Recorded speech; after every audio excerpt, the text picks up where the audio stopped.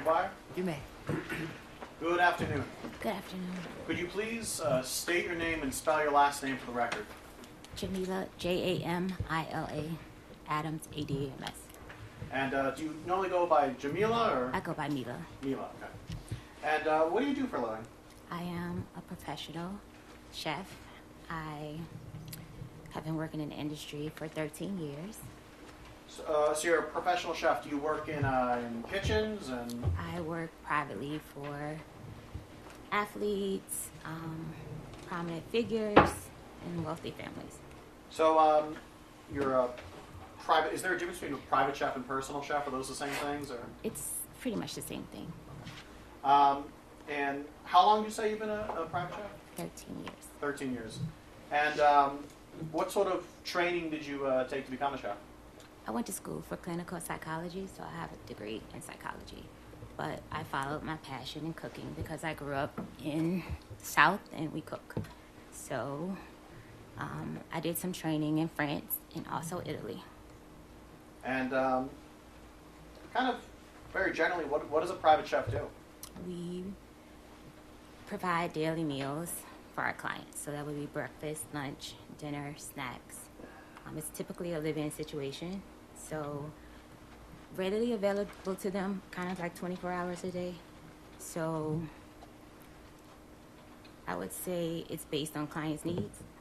So And each client would, whatever your health goals were or health issues were, I will help you get better. so you mentioned a little bit about client, but what kind of clientele have you worked for? Athletes, entertainers, And without naming names, what kind of athletes or entertainers do you mean? singers, football players, basketball players, baseball players, And are these professionals? very professional. How much do you make in that job? It ranges, depending on the needs they need from me. If it's a full-time live-in, it can range from anywhere $5,300 a week to $10,000. Turning your attention now to a Mr. Stefon Diggs. Do you know Mr. Stefon Diggs? Yes. And how do you know him? I've known Stefon Diggs for over 4.5 years. And how'd you meet him? We met in December 22 through an Instagram message. He first wanted me to cook for him. And do you see him in the courtroom today? Yes. And could you identify him through? I see you're pointing at someone, but can you describe him just because we have to have everything on the record? You describe him either clothing he's wearing or hairstyle, anything like that? Blue shirt and blue tie and blue suit. Your Honor, may the record reflect that this witness has identified the defendant as Mr. Stefon Diggs? It will reflect that identification of the defendant. Thank you. Over those 4 or so years, how would you characterize your relationship with Mr. Diggs? I would say it's complicated. We had it started out as friends. We met. It started out as friends, became sexual, and we would meet up, hang out, and we decided I would come work for him like February of 2025. So you said February 2025, you and he talked about you working for him? Yes. And that's as a private chef? Yes. What were the sort of terms of your employment? Like were you going to be living with him? Yes. And how many meals or what was it like working for him?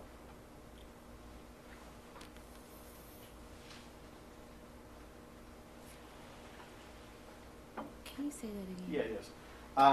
So as far as your employment goes, what were your duties working as a Mr. Diggs private chef? My duties were to make all his meals, his snacks, basically get him healthy. That was the start of our initially hiring me. He was coming back. It was his comeback year. And I wanted to help him get healthy, to eat better too. So how does it, do you create a menu? Does he just tell you what he wants? Do you? I'm skilled with recovery, so I knew what it would take to get him, help him get healthy and stay healthy. To help him change his diet. So it was more so like diet change would be the focus, and just overall help. And did you would you cook just for him or for other people as well? Yes, I would cook for whoever was in the house. And I know you mentioned earlier your breakfast. Is that the sort of standard? Was it every day breakfast, lunch, dinner, and then? Yes, breakfast, lunch, dinner, snacks.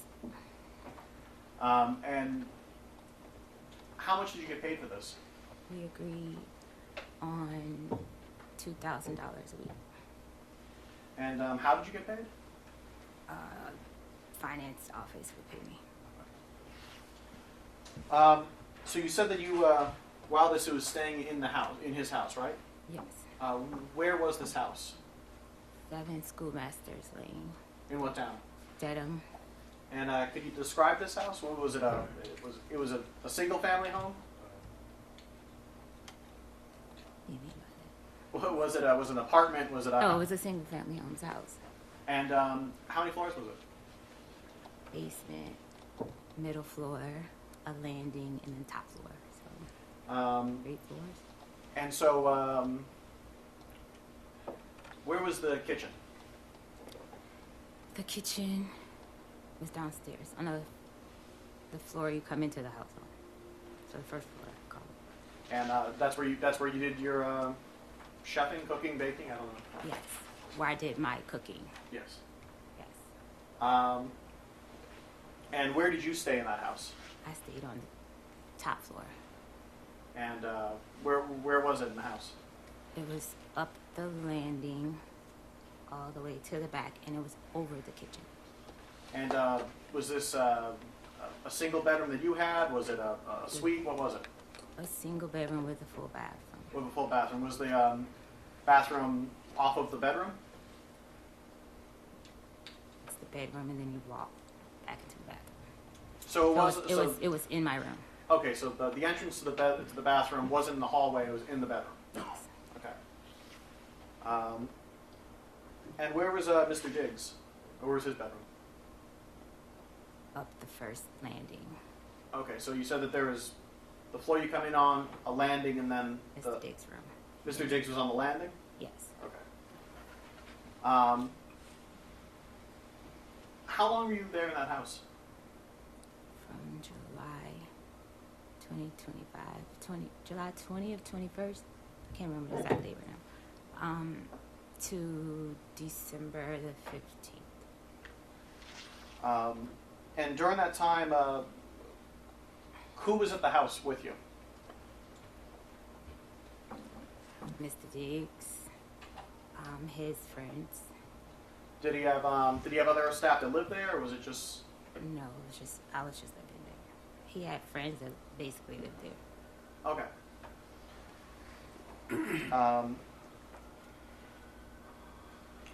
And while you were living there, was it a kind of regular schedule, or how did that work? Yes, he gets a different schedule by the week, but it would change by the day sometimes. Sometimes he would have to go in later or earlier. So I would often ask at night what time you have to be at work, so I can have breakfast prepared for him to take to work. Turning your attention now to November. Around November, did any sort of friction occur between members of his staff? Yes.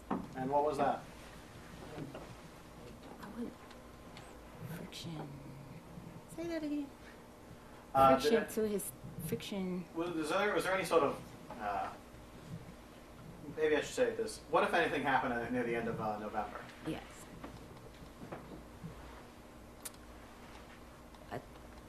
An Instagram DM message was sent to his child's mother's friend, and this message was stating that I was telling his personal business of women that he was sleeping with that worked with us, that worked with me, And yeah, And so- as far as I can remember what that message said. And so how did this create friction within the people working for Mr. Diggs? I was confronted by Mr. Diggs if I said these things. But it had already been Mr. Diggs had a ongoing sexual relationship with Lindsay Bolin, and this person, she didn't like me, that fact that I was in the house. So you mentioned Lindsay Bolton. Who's that person? Lindsay Bolin, it works for Mr. Diggs. And how? Like, what does she do? I can't quite answer that. I just know he provides housing, But pays her she's rent. someone I who don't know. works for him. Yeah, she works for him. And so, you and Lindsay get into any sort of argument, or you mean, or?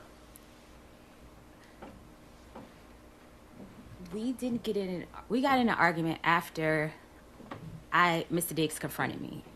She sent me a message first, per his instruction, and called me a name, excuse my language, guys.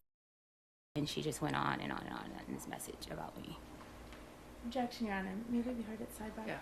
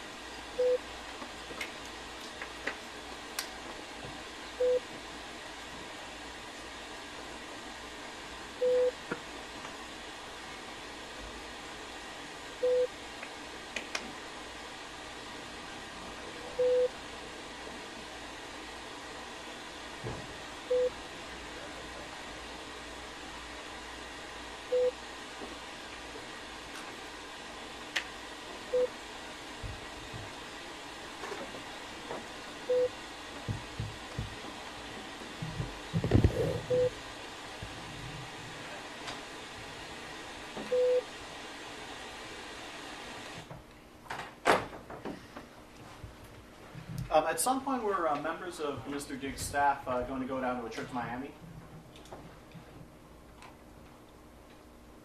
The whole staff was supposed to go there, yes. And you said the whole staff. I wasn't finished on that last question. That's fine, but I'm asking questions now. Okay. So at some point, members of his staff were supposed to go down to Miami, right? Yes. When you said the whole staff, how many people was this? His assistant, myself, and his friends. It was in. And did you end up going down to Miami? No. And why is that? Mr. Diggs told me that I couldn't go because me and her had an issue from November 26th issue. Ms. Adams, can I now turn your attention towards the date of December 2nd? Yes. Were you still employed by Mr. Diggs at this time? Yes. And where were you on December 2nd? I was in the house. 7 schoolmasters. Gotcha. And that day, what were you doing that day? I woke up in the morning, prepared breakfast. Mr. Diggs came downstairs. He asked me what was I doing for the week. And I asked him, oh, so you weren't going to tell me that I wasn't able to come to Art Basel? And he explained why, and it was because of the situation with me and the other coworker, Lindsay Bolin. And I was upset with him, not upset at the fact I couldn't go to Art Basel. Me and him have a relationship for over 4.5 years. He could have told me weeks ahead of time because me and his girlfriend, Cardi B, we were talking about having like outfits and stuff. It was like a whole thing being planned, and he just waited till the last day. So I was more upset with him not letting me know I wasn't going to come like at an earlier time. And at some point during this day, were you alone in your bedroom? Yes. And do you know around when this was? It was in the, like around 3 afternoon, 3-ish. When you're in your bedroom by yourself, what, if anything, were you doing? I was sitting on the bed, laying across the bed. I had my laptop, reading a cookbook, actually. And were you communicating with any people at this point? I received a text from Anna, was one of his friends. Did you receive any text or send any text to Mr. Diggs? No, the morning text. That was in the morning. We had went back and forth.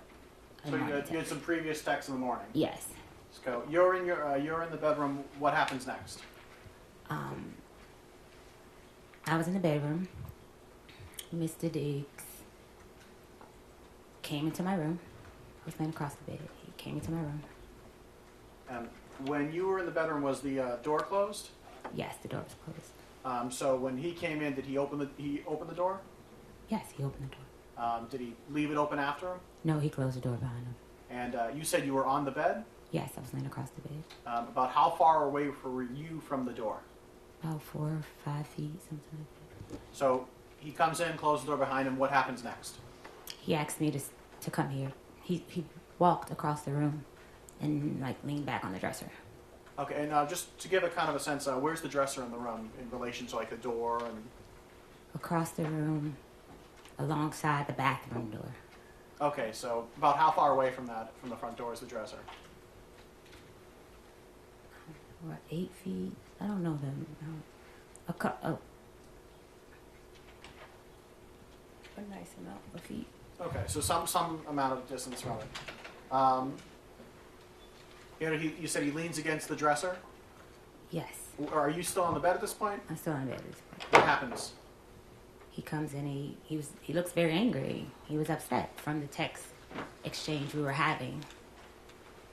And in that text exchange, he was calling me. He was just very upset. But what happened in that room?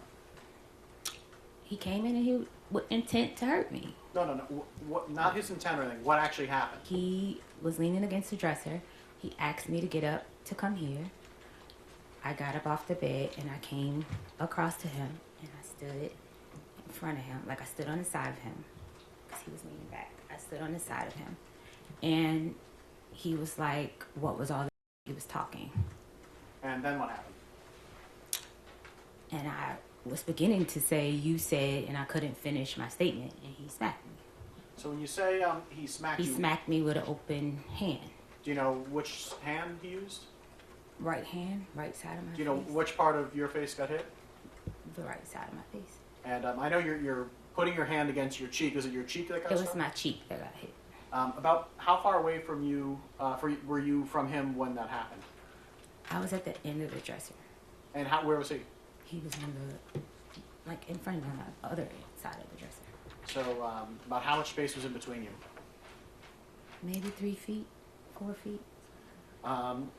So you said that he smacked you.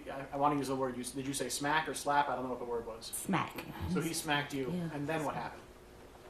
I went to try to block him, push him like this, stop. So again, I see you're pushing your hands out. I pushed up. He's way taller than me. I pushed up for him How tall are you? 4'11", 5 feet. And how tall is he? Do you know? 6 feet, 6'1". So you said you pushed out and you made a motion with your hands. So does that mean you pushed with your hands? Yes. Around what, his stomach, his chest, his shoulders?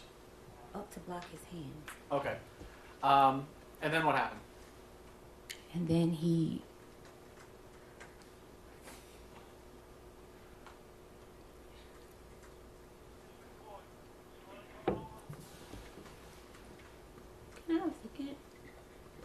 Can I have a second? Yes, you can.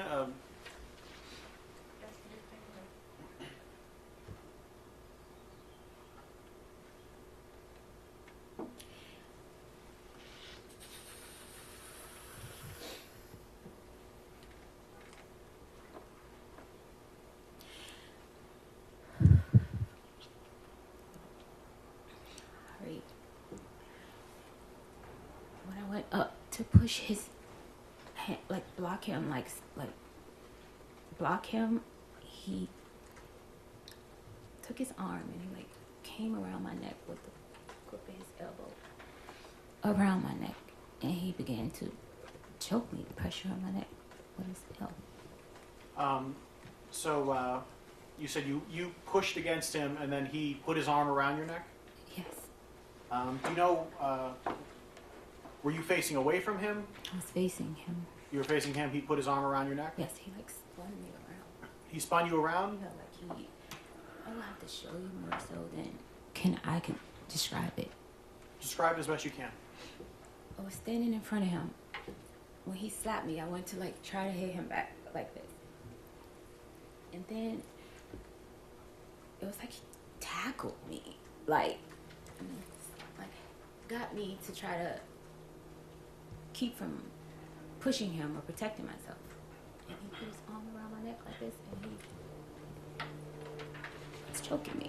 So you ended up in a position where his like forearm or bicep was around your neck. Yes. And you said he choked you. What exactly did he put pressure on your neck? Yes, he put pressure on me. And were you able to breathe? At first, and it kept getting tighter, tighter. So were you able to breathe? No. About how long were you in this position? I would say roughly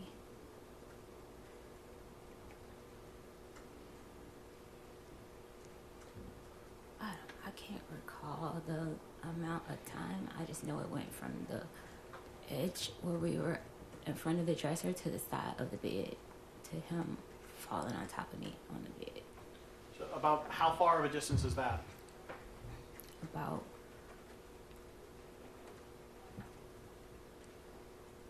maybe 4 or 5 feet, something like that, 5, 6 feet. At some point, did he let you go? Yeah, he let me go. When we got to the side of the bed, I was pushing back. I started to do a move that I saw off of social media.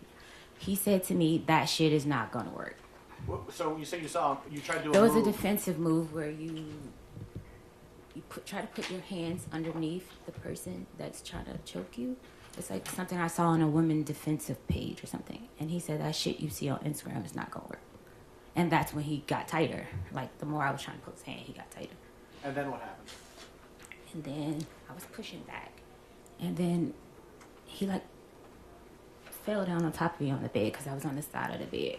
And it was like, he was, like, letting me, like, I guess he was about to let me go. But as he was getting up, he, like, pulled my hair. And he was like, yeah, I thought so. And then what happened? He got up off of me, off the bed behind me, and he walked around the bed. I told him I still haven't got paid. He said lies. And he was like, so what are you doing? So what are you doing for the week? And I was like, I'm staying here. He said, I don't want anyone in my house. I don't want anyone here. I was like, okay, so who's going to get my ticket? He said, who always gets your ticket? And that's it. He walked out of the room. So from the moment he entered the room to the moment he left, about how much time went by?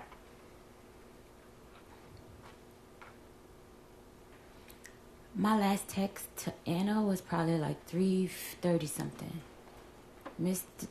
I text Sunny at 4:11, so it was between that time because I didn't have plans. I didn't have money to go anywhere to travel, I know. I know, but just the question was about how long time. It was just in between that time. I can't say exact, but I know it's before 4:11.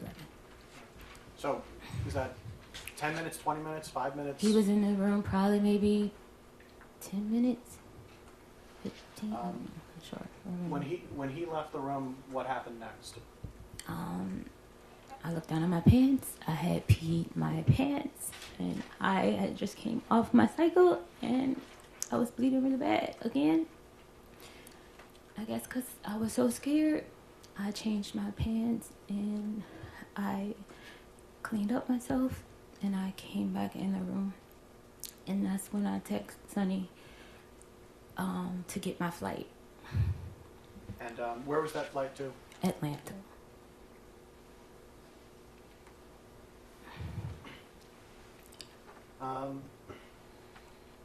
At some point, did you exit your? When you said you went to your bathroom, is that the bathroom that's connected to the bedroom, right? Yes. At some point, did you leave out your bedroom again? I didn't leave out my bedroom till later in the afternoon. But so at some point later on, you did. Do you know about how long you stayed there? In my bedroom? A while, because I was trying to figure out what I was going to do. So at some point though, that later on that day, you exited out of the bedroom. Yes. And what did you do next? When I exited out of the bedroom? While I was in my bedroom, I was packing my clothes to leave.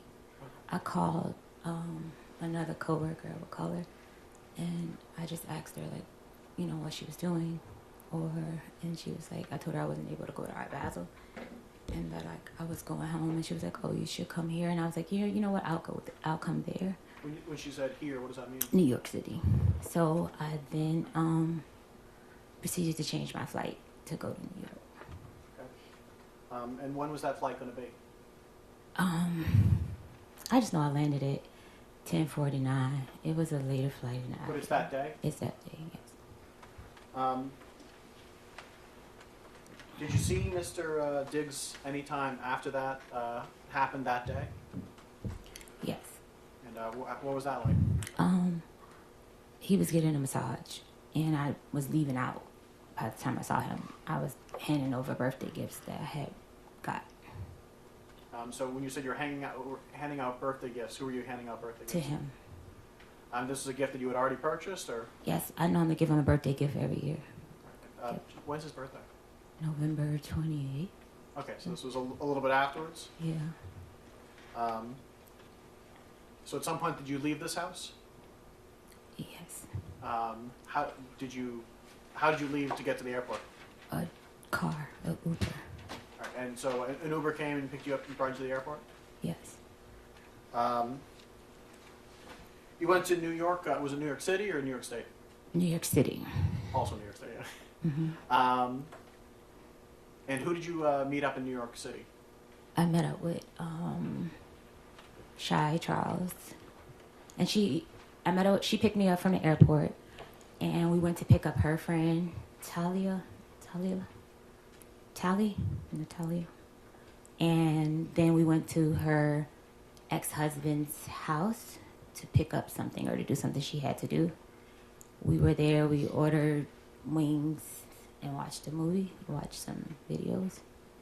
And did you tell anyone here about what had happened to you? No, I didn't tell anyone there because they have their own interpersonal sexual relationship, so I wouldn't have never told her anything like that. How long did you stay in New York? I stayed in New York Tuesday to Tuesday, so 7 days the week. And did you come back to Massachusetts? Yes. And did you come back to working for Mr. Diggs? Yes.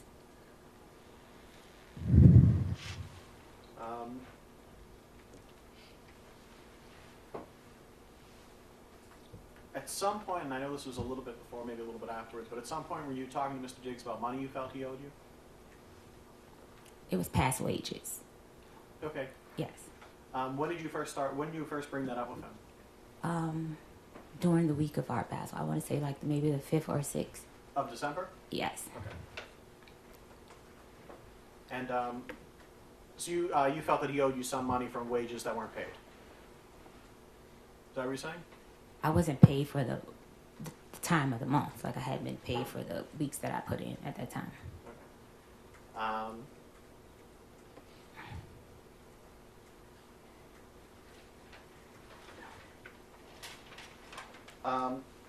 And who did you talk to Mr. Diggs directly, or did you talk to his finance people? Who did you talk to about this? It was a chain of command. Like I would talk to his assistant, but his assistant was under investigation for stealing watches and money. So I don't know if my things. Sustained, that portion of the answer will be stricken from the record, and the jurors will disregard it, give it no consideration to jury before deliberation. Please answer the question asked. Commonwealth, next question. Thank you, Your Honor. At some point, did someone from Mr. Diggs bring up the non-disclosure agreement? Yes, Mr. Diggs likes to abuse people and No. try to hide his abuse. That objection is sustained. That portion of the witness's answer will be stricken, and the jurors will disregard it during your deliberations. You are to give it no consideration and do not need to raise it. Next question.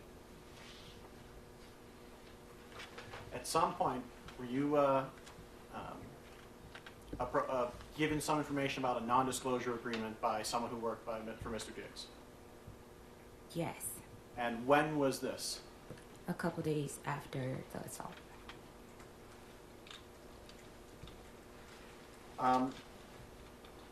At some point, did you stop working for Mr. Diggs? At what? At some point, did you stop working for Mr. Diggs? I didn't stop working for Mr. Diggs until my last day in the house. I would say it was the 16th. So yeah, some point. So December 16th, okay. At some point, did you report any of this to the Dedham police? Yes, And when was that? the Tuesday. Do you know the actual day or just that it was a Tuesday? I left on the 15th. I left his house on the 15th. I reported on the 16th. Okay, so... And, did you call the police? Did you go there in person? How did that happen? I went there in person. And, what happened when you got there? I was begging for my pay with Mr. Diggs, begging for days, Objection, Your Honor. and he refused to pay me. Objection is sustained. That portion of the response will be stricken, and the jurors will not consider in your deliberations. Answer the question asked, please raise the question again. At some point, you arrived to the Dedham police station. Yes, Did you speak to an officer? yes, I did. And did you tell the officer about what happened on December 2nd? I was very hesitant at first because of his fame and power. So yes, but I Objection, did. Your Honor. Move to strike. The objection is sustained. That comment by the witness will be stricken from the record, and the jurors are to disregard it and not consider it in your deliberation. At some point, did you tell the officer about what happened on December 2nd? Yes, I did. And did at any point you provide to the Dedham police text messages? Yes,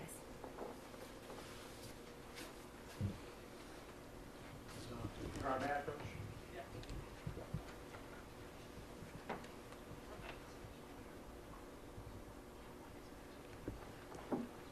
Your Honor, may I approach this witness?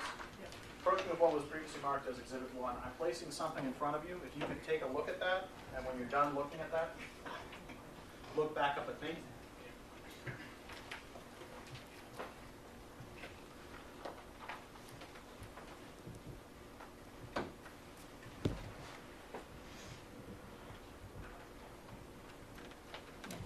Do you recognize what that is? yes.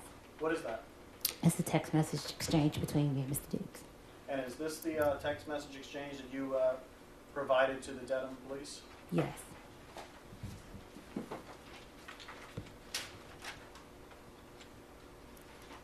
I deleted messages because making the report to the police in my previous abusive relationship, Objection, me. Your Honor. Stay, Sam. I'm telling you what. Stop. That part of the answer is stricken from the record. The jurors will disregard it. Now, please answer the question that is put to you. Okay. And if you don't understand it, you can have it restated for you. Counsel at sidebar.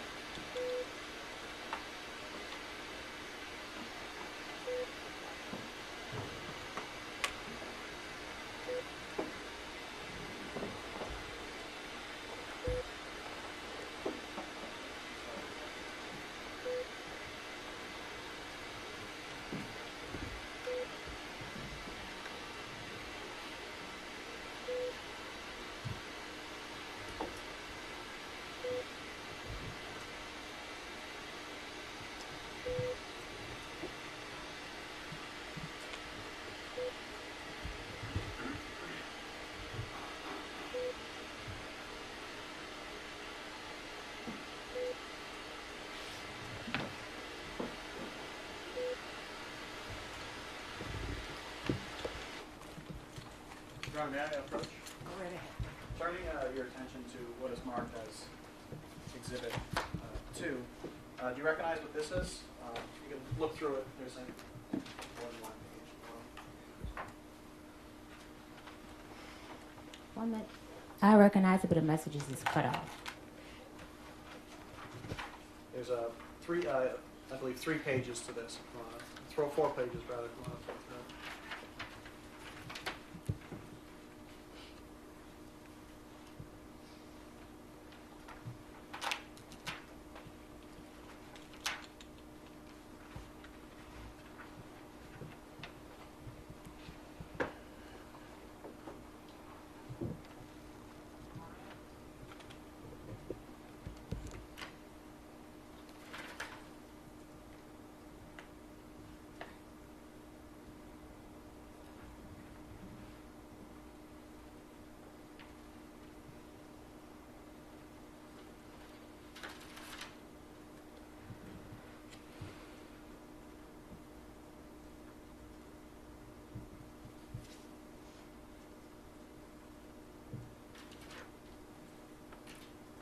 Yes. Do you recognize this? What these is? Yes. And what is this? This was in a text exchange Between whom? between me and Mr. Diggs. And when was this text exchange from? The morning into the noon, 12/2. Of December 2nd? Yes. Is there a difference between the text messages that you provided to the Dedham police and the text messages that are here? Yes. And what is that difference? I deleted bet and pussy, and I'm ruining my life. Not mistaken. Yeah. And why did you delete those phrases when you provided those text messages to the Dedham police? Because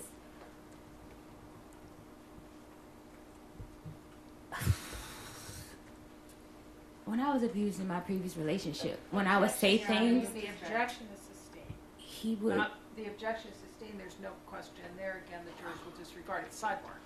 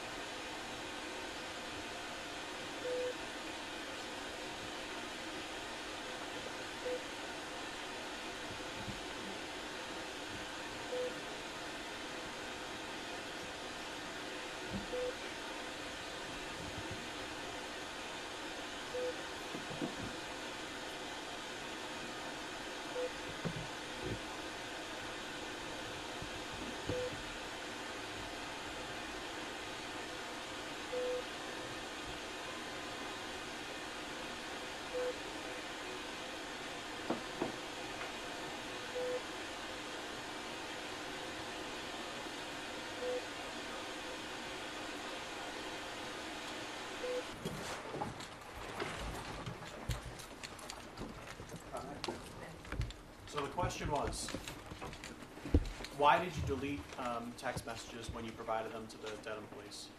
The fear of how I'll be perceived. Your Honor, may I approach us? Yes. Approaching now with may direct attention to what is marked as Exhibit 3. Do you mind looking through this? It's a number of pages. And when you're kind of have looked at it a little bit, you can look back on it.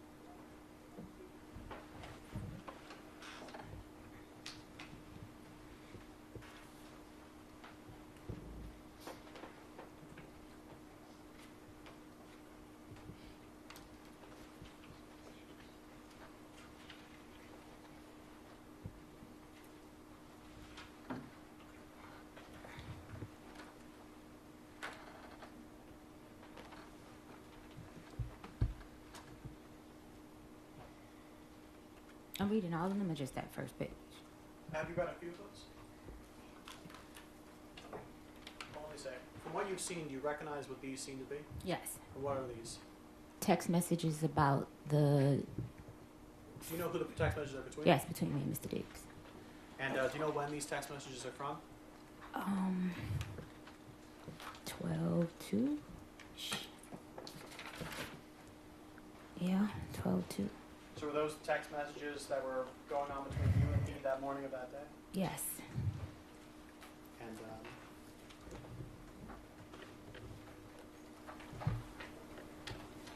if I can ask you to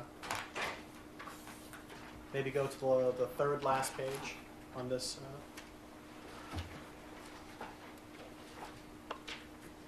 In this whole thing? Of this section. Your Honor, may I approach and Yes.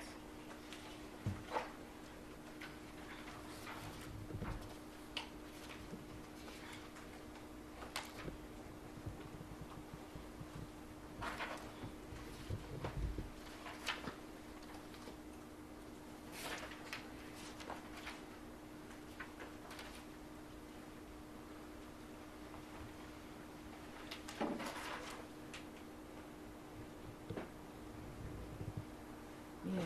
so on the top page, there's a text that says pussy, right? Yes, And who sent that? I did. And how did Mr. Diggs respond? Show me I'm pussy. And how did you respond? Will do. And were those the last text messages sent before Mr. Diggs hit you? Yes. I'm not mistaken. Your Honor, may I approach once more? Yes. Bringing your attention now to what's marked Exhibit 4. Could you look through a few of these?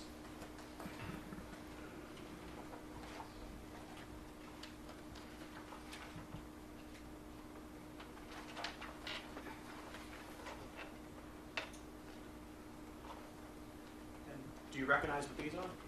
Yes. And what are these? These are messages that I sent him asking to be paid. And do you know when around these were from? It was a couple of days after. They were in Art Basel. 12-5 it says. Yeah, I know I was begging for my money for a while.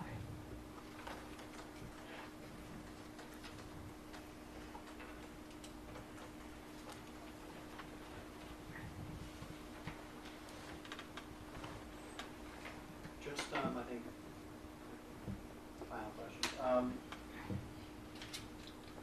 When he was in the room, when he slapped you, when he put you in a headlock, was there anyone else in the room but you two? Just us two. And were there other people in the house? Yes. Do you know where they were in the house? Downstairs. I'm not mistaken.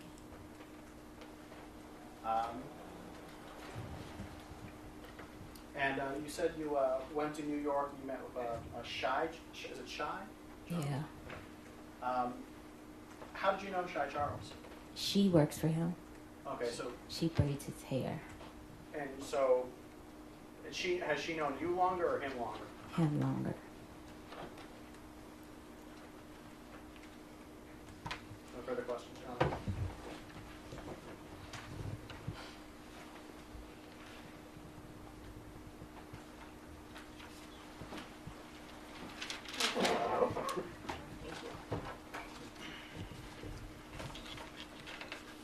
Ms. Adams, today is not the first day you've told the story of what you say happened on December 2nd, true? True. The first time you told the story was on December 16th, right? Yes. And that was to Officer Ellis of the Denham Police Department, right? Yes. And you sat with Officer Ellis, right? Yes. And you told him your story, Yes. and he took notes of what you were saying. Yes. Because what you were saying was important to issuing a criminal complaint, right? Objection. I don't know what a criminal complaint is. I was Well- making a report. I don't know. You were making a report to the police Yes. about what you said was a violent assault, correct? Yes. And your purpose in making a report to the police about a violent assault was to start a criminal case. No. I made a criminal report to have a report to document it. So documentation was important to you, right? Yes. The story that you just told to this jury under oath was very different from what you told to Officer Ellis. Do you agree with me? Yes. What you said to Officer Ellis when you reported this crime, this so-called crime, is that you had been having an ongoing text exchange over money owed to you. Yes. You told the police officer who filed the criminal complaint in this case based on your word that your fight with Mr. Diggs on December 2nd was over money. True? Yes. Except you just testified under oath to this jury that you didn't start talking about money until December 5th, right? What did you say? You just testified under oath to this jury. I have been begging for my money since December the 5th. Mr. Diggs, and throughout those messages, you can see that I was begging for my money since that day. Which message? Are you talking about Exhibit 3 that you just looked at? It's other messages that you guys should have me begging for my money from Mr. Diggs. Ms. Adams, Yes. do you recall testifying under oath to this jury that your fight on December 2nd was about Lindsay, your anger at Lindsay, and you being told you couldn't go on the Miami trip? My anger was at Stefon. I never said my anger was at Lindsay. You were angry at Stefon on December 2nd Yes. because you were told you couldn't go on I was Miami angry trip. at Stefon because we were friends. He told me at the last minute I could not go to Art Basel. And yet when you walked into the police station on December 16th, you said you had been having an ongoing text exchange over money owed to you. Yes, money owed to me after I asked Mr. Diggs on December the 2nd, when can I get paid?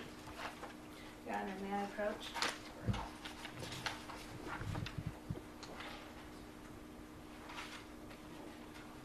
Your Honor, we've seen it sidebar.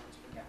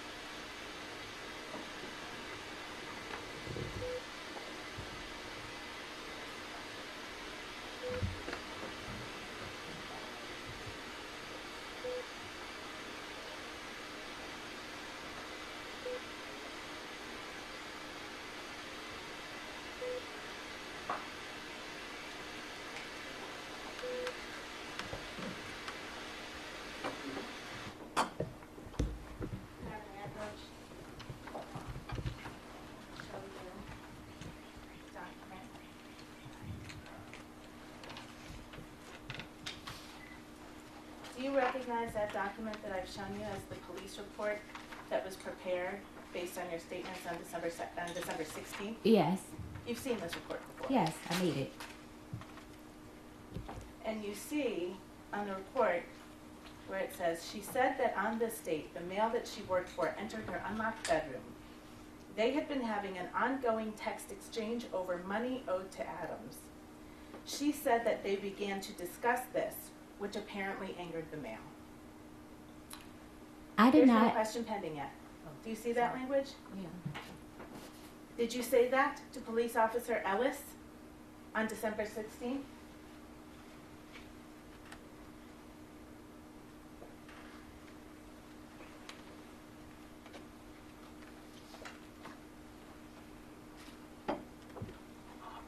Yes, I see it.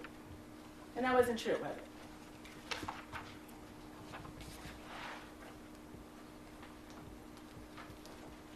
To my recollection, it was true. We did discuss money and payment.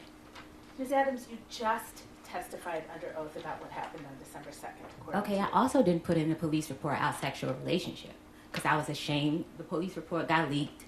I didn't put a lot of things. The most important thing was the attack in the police report. Me reporting anything outside of why he got upset, I didn't feel the need to put it. I was scared of how it was received by the public. He's in a very public relationship with Cardi B. So I did not put a lot of things in the police report. My most important thing was him assaulting me and choking me and stuff. So that was the most important thing that I put in the police report. I was very vague. I didn't feel the need that I had to go and explain the relationship. When you were asked questions, you actually gave I false- didn't Ma'am, feel- You must wait until I finish the question. Wait until counsel has finished the question. Answer it. If you don't understand it, ask for Because you didn't feel it was important. When you were asked questions about what happened on December 2nd, you lied. It did not change what happened on December 2nd. I'm It gonna did try not my change what happened on December 2nd. He choked and slapped me. Ms. Adams, I'm going to try my question again. Because you didn't think it was important. When you asked the questions of Dedham Police Officer Ellis on December 16th, you lied.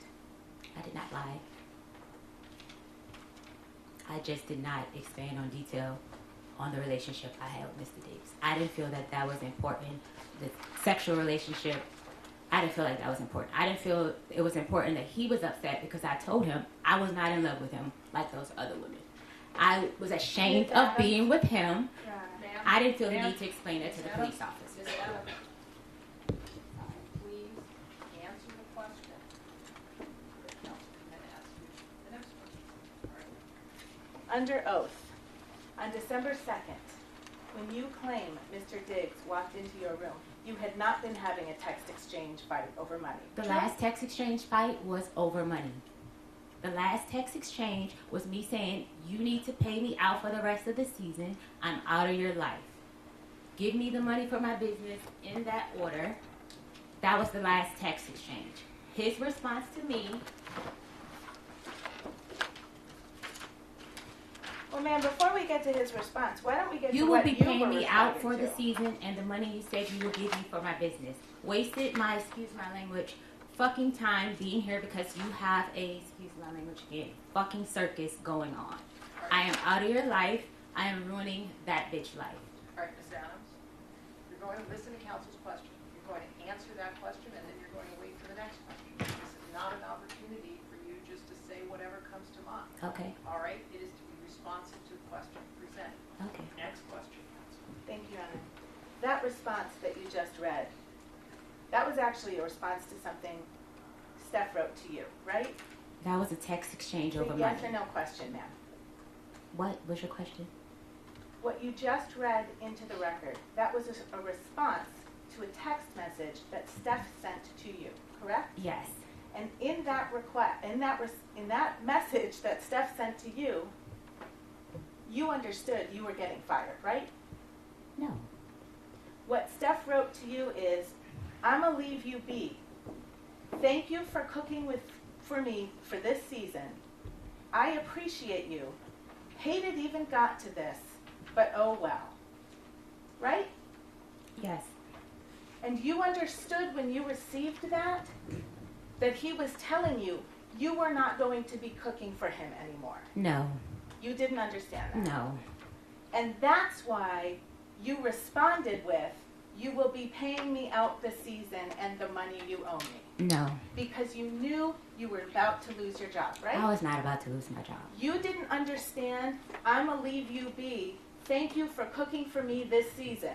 I appreciate you. Hate it even got like this," as a sign that you were about to lose your job? No.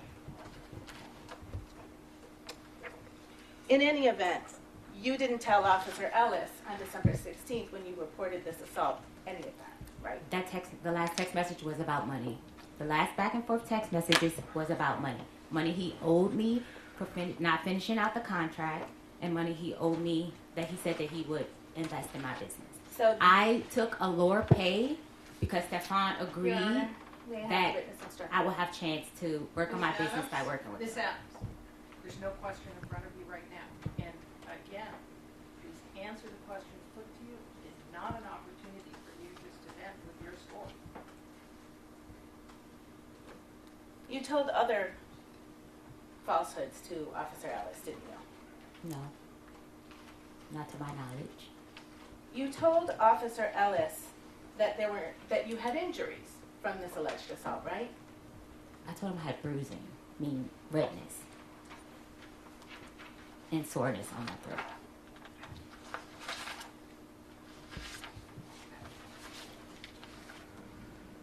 You told him you had bruising on your neck, right? It was like red. It wasn't like purple bruises. On the incident report, pull that up. You didn't have any injuries when you walked into the police office on December 16th, did you? No, because that happened on December 2nd. Right. So any injuries that you would have had, you had a reason for why they weren't there, right? It happened, it faded. The fading went away the night. Right. And did you take any pictures of your injuries? I was in shock. The first thing was not to take pictures. It was to get it together. I thought you just testified under oath that you had just received a text message from a woman named Anna. That's Anna Kokolas, right? You're in the wrong timeline. You didn't just testify under You're on oath. the wrong that- timeline. You didn't just testify under oath that you were sitting on your bed, reading a cookbook, got a text message from Anna, and Mr. Diggs walked into your room? Mr. Diggs walked in minutes after I texted him. That's how I based the time on what time he walked in the room. Okay. So you had a phone in your hand when he walked in the room? My phone was on the bed. I was reading a book. I wasn't texting her in the moment of Mr. Diggs walking in the room. No. Okay. But you had a phone right there in your room. Yes. And it's an iPhone. Yes. And it's got a camera on it. Yes. And you can take videos with it. Yes. And you do take videos with it. Yes. You take pictures with it. Yes. You take pictures of yourself with it. Yes. A lot? Not often. Not often. You have social media account for your business, don't you? Yes. Do you post things on your social media account? I'm not as active as I should be. You don't use your iPhone to take videos or pictures for that? I'm not a very active person on social media. I see. But you certainly had a phone in your room when you claim you were violently assaulted and injured, right? That has nothing to do or justify the reason I was attacked. It's a yes or no question, ma'am. Yes, I had a phone. You took no pictures of your face or your neck or That your has chest? nothing to do. I need to finish my question. Okay. You took no pictures of your face on December 2nd, did you? No. No pictures of your neck on December 2nd, right? No. No pictures of your chest on December 2nd? No. You said Mr. Diggs hit you across the face. Did you have any marks on your face? No. You understand Mr. Diggs is a professional football player, right? Yes. He's an elite athlete. I don't know. He's an athlete. You don't know that he's an elite athlete? I guess. Okay. You call him that. And you testified he slapped you across your face, Yes. and you had no marks from it. I was red. I was red. I'm lighter complexion. Bruises, they get worse over time. Do you agree with me? It was redness. It wasn't bruises. Oh, hang on. There's an objection. Let me roll the objection. That is overruled. You may answer the question. I have redness, mark like I'm light skinned. I turn red when You also get bruises, don't you? if I hit something hard. Yeah. Right. And bruises get worse over time, right? Okay. I'm not Do sure. they? I'm not sure. I don't get bruises a lot. I don't recall. Do you recall telling Officer Ellis you were bruised on December 2nd? My idea of bruising is soreness, hurting. I was red. It was redness. My face was red and on my chest was red. I didn't turn purple or pink or anything like that. I didn't. It was redness. Because you didn't have any injuries when you walked into the police station on December 16th, Officer Ellis actually sent you a form to fill out to describe the injuries that you said you had on December 2nd, right? Yes. And you filled out that form, right? Yes. And you didn't do it on December 16th, did you? No. He actually emailed it to you, and you took 2 days, and then you emailed it back. True? Yes. Okay. And on that form, you put that your chest and throat were very sore for days after, right? Yes. And you put that you had redness, tenderness, pain, and bruising on your neck, right? Like I said, bruising for me is redness. It was sore, it was redness. Well, you filled out, Faded away and literally like maybe by the next day, if earlier than that. Ms. Adams, when did you learn that the defense had provided videos of you to the Commonwealth? Maybe yesterday or Friday, I think. Sometime last week when I spoke with Drew. So last Thursday you met with Mr. Virtue to prepare for your testimony, right? Yes. And you met with your lawyer as well, right? Yes. Your lawyer is representing you in an effort to get money from Mr. Diggs, true? My lawyer's representing me my workers' comp claim, the injuries that I received on the job that Mr. Diggs refused to pay for. That's what my lawyer is representing me for. Are you sure about that, ma'am? She is my workers. I got my lawyer from workers' comp. We'll come back to that. Let's stay with the form. You told Officer Ellis on December 18th, so now 16 days after you say you were assaulted, that you had redness, bruising, and soreness on your chest, right? I told him that I wrote that. Well, you wrote it in a form. You took your time and you chose which I checked the answers marks. to give, Yes. right? Okay. And you told him your shoulders were red and very sore, right? Right? This whole area here was sore. Across my chest, up here. And you told him your whole body was sore, actually, didn't you? It was. You told him it was difficult for you to sleep. I was very upset. And I think you testified today that Steph supposedly put his forearm around your neck, Steph did put his forearm around my neck. not his hand. No. Okay. But you told Officer Ellis he used his hand, didn't you? I told him to use this. This is the crook of his elbow. That is in the grip. You're on a minute approach.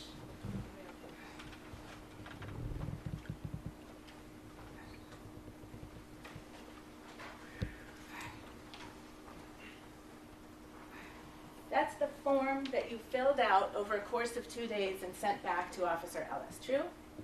Yes.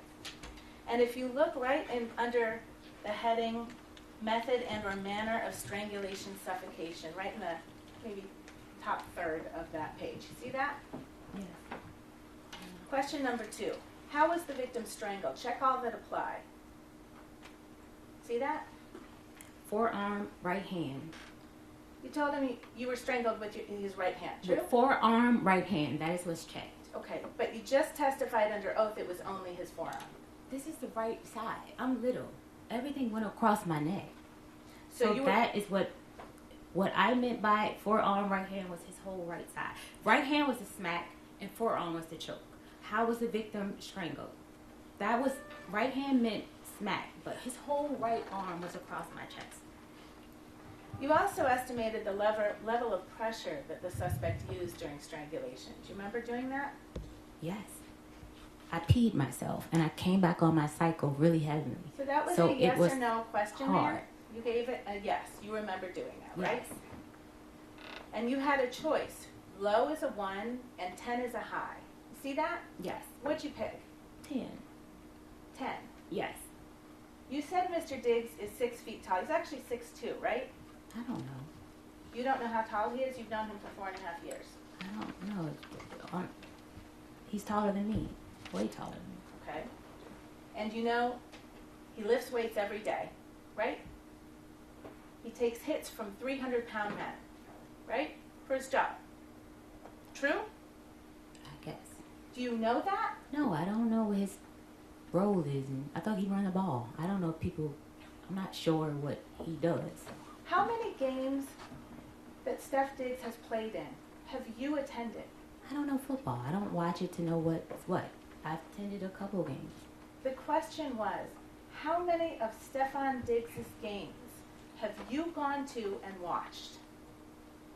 Gone to, maybe 4. And you don't know that he gets tackled in that game? I don't really watch it, honestly. I'm just there for the vibes. I don't really know what be going on in football. I don't know the rules. I think you will agree with me, that if Stefon Diggs used 10 out of 10 force on your neck, It was you 10 would've- for me. For my little body and what I couldn't breathe, it was a 10 for me. The question was, estimate the level of pressure that the suspect used during strangulation. It felt a 10 to me. I could not breathe. So you chose to answer a different question than the one you were asked. This questionnaire is about me. Why wouldn't I answer it about me? This is not a questionnaire that's a united, I don't know how to say it, a global, this is about me. This is what happened to me. Okay. But you will agree with me, hypothetically speaking, if Stefon Diggs used 10 out of 10 strength to choke someone, anyone, that person would have bruises on their neck. Objection. I would not agree. Sustained. That objection is You will agree that if Stefon Diggs used 10 out of 10 force to choke you, you would have bruises on your neck. Objection. sustained.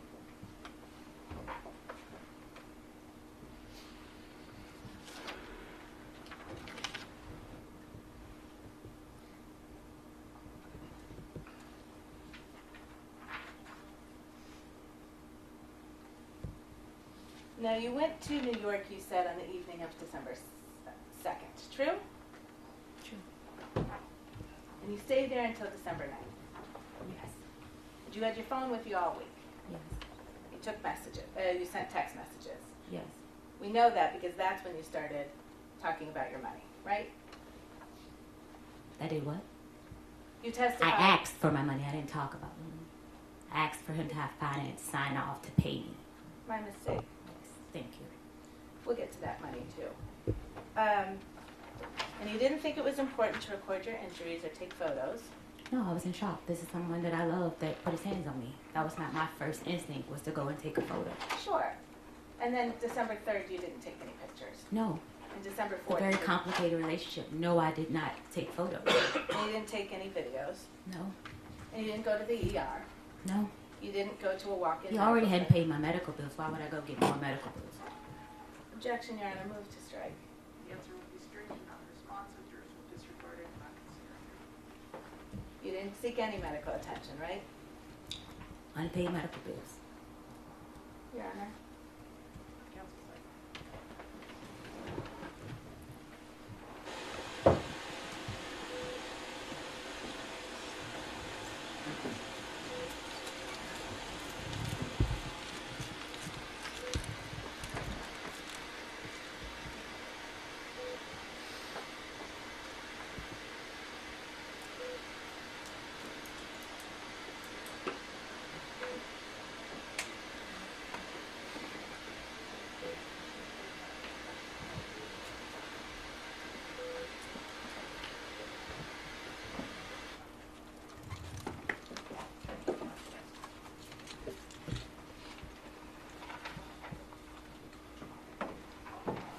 When you were with Shy and Tali for that week in New York City, you didn't say anything to them about I being don't know sore. Tally. I just met Tally on the night of December the 2nd. Okay. Shy Charles has her own. It's a personal Ma'am? relationship with Ma'am? Stefon. I need to be able to ask you questions. Okay, I and thought you I was need to be able to answering, answer. still answering the first question that you said. You didn't let me finish. Ms. Adams, we're going to take it again, just a question at a time.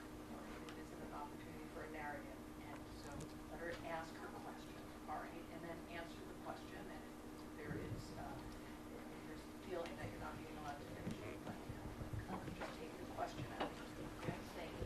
Thank you, Your Honor. You didn't tell them anything about being assaulted. These are not people I trust to tell anything of that nature to. They're just people that you trust to spend a week with. in These New are York. people that I met through Stefon Diggs. I had no choice but to stay with them. I had no money. I thought you just testified you had a ticket to Atlanta, That Sonny brought. and then you changed on December 2nd, right? Yes. And then you changed your ticket to Atlanta to go to New York with Yes. Shy and Sonny. I'm Yeah. sorry, with Shy and Tolly, right? Yes. So you did have someplace else to I go. changed the ticket because I didn't have money for Ubers to get home in Atlanta. Shy was going to pick me up from the airport.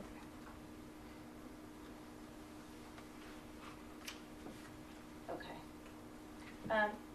I didn't have a place to stay in Atlanta. I given up my place to stay with Stefon Diggs. So I didn't have money for a hotel or Airbnb to go home to Atlanta. All right, Ms. Adams, up to the next question. Thank you. You've traveled with Shy before, right? Yes. You went with her to Trinidad and Tobago. Yes. You're actually friends with her, aren't you? Associates. Right. Work. Co-workers. Well, you've traveled to another country with Shy. It's levels to friends. It was a co-worker. I just met Shy in August. Did Steph go on that trip to Trinidad and Tobago? No. Okay. And that was in the fall of 2025. Yes. And then you went on another trip in the fall of 2025 to see Shy, right? No, I didn't go on another trip. I was told to leave the house, so I went to stay with Shy because I didn't have anywhere to stay. Okay. And Shy picked you up in her car, you said? Yes. And can you describe what the inside of her car looks like? It's a white car. I think it's burgundy or something like that. So the outside is white, Yes. and then the inside is burgundy. If most as I remember, I don't quite can't say exact. Okay.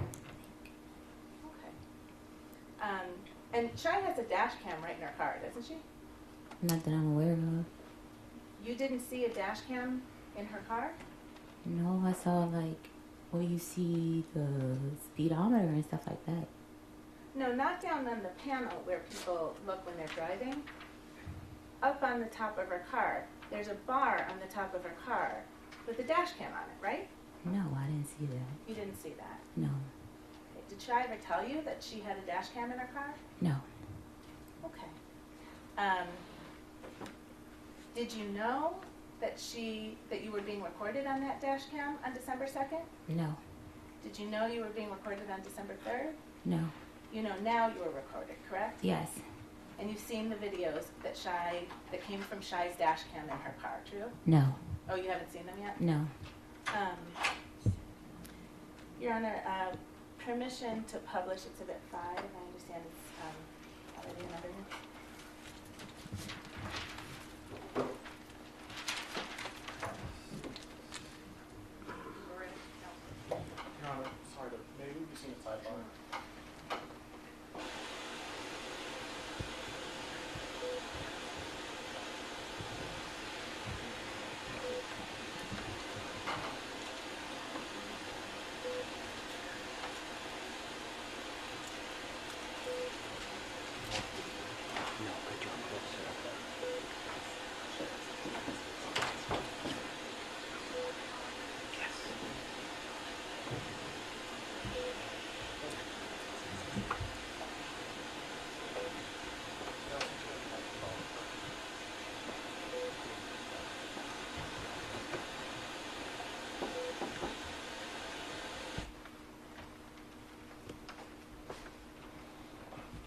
Go ahead, counsel. Thank you, Your Honor. Ms. Adams, I'm going to show you what's been admitted in this case as Exhibit 5. I can't see. Hang on, they're just putting it up. Just wait 1 second.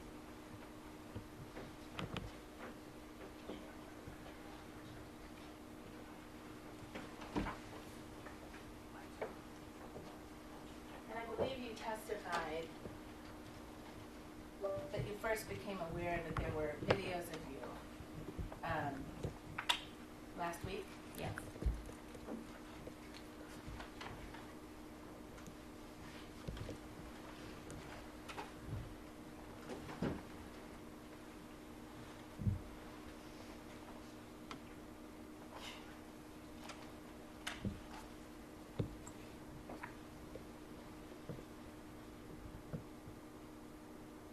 We could just stop right there. I don't know, Ms. Adams, were you able to see that person in that video? If not, we can play the whole thing. Okay. You can play the whole thing. We want to also move the. I think they're gonna just fix.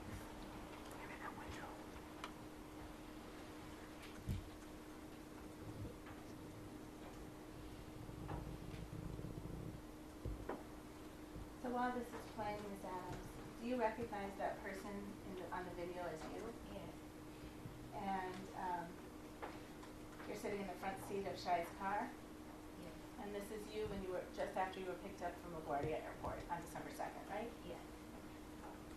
Was there someone else in the car to your memory? No, not when she picked me up. I'm sorry? No, not when she picked me up. Okay. Did Tally Moses also get picked up from LaGuardia just after you? And no, she got picked up from her boyfriend's house in Queens. Okay. But she was eventually in that car with you? So Shai was driving the car, is that right? Yes.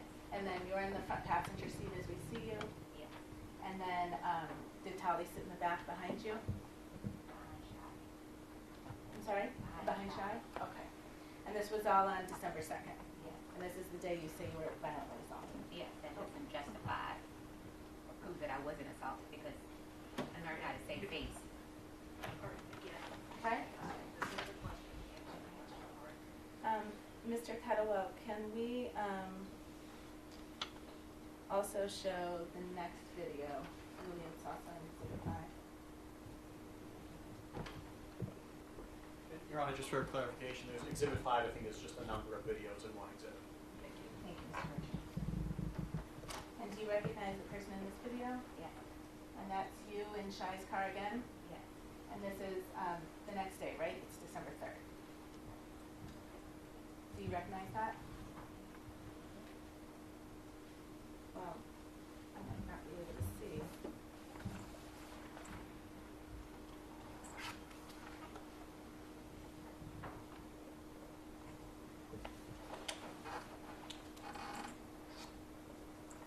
I'll give you, Mr. Kettlewell, is this marked as Exhibit 5 also, the stills?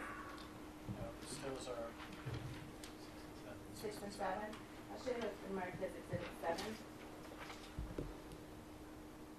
Do you recognize that person as you? Yes. And that's you in Shai's car, right? When you visited her in New York City? Yes. And you say you don't remember if that's, what date that is? Your Honor, I'm sorry, may I approach one more time? If I could direct your I attention. didn't say I didn't remember the day or what day it was. Oh, I can't tell the date.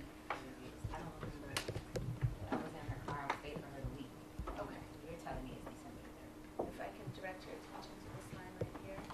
See how it says 2025 1203? Do you know what that means? Okay. But this is you on your New York trip Yes. with Shai in her car. My New York State was shot. Okay.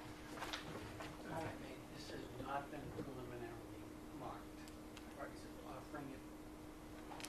I believe that was intended to be in the thumb drive. It's in the thumb drive separately. So. Stills, though, I think Mr. Burke is referencing, have not been marked as 6 or 7 in this report's record. So if you want to, it's not there. I have no objection to those stills being marked as 6 and 7. Thank you. This would be exhibit 7 that has been. Yes, thank you, Mr. Clerk, and this is, Is there a copy for the court? yes, sir. This is Exhibit 6.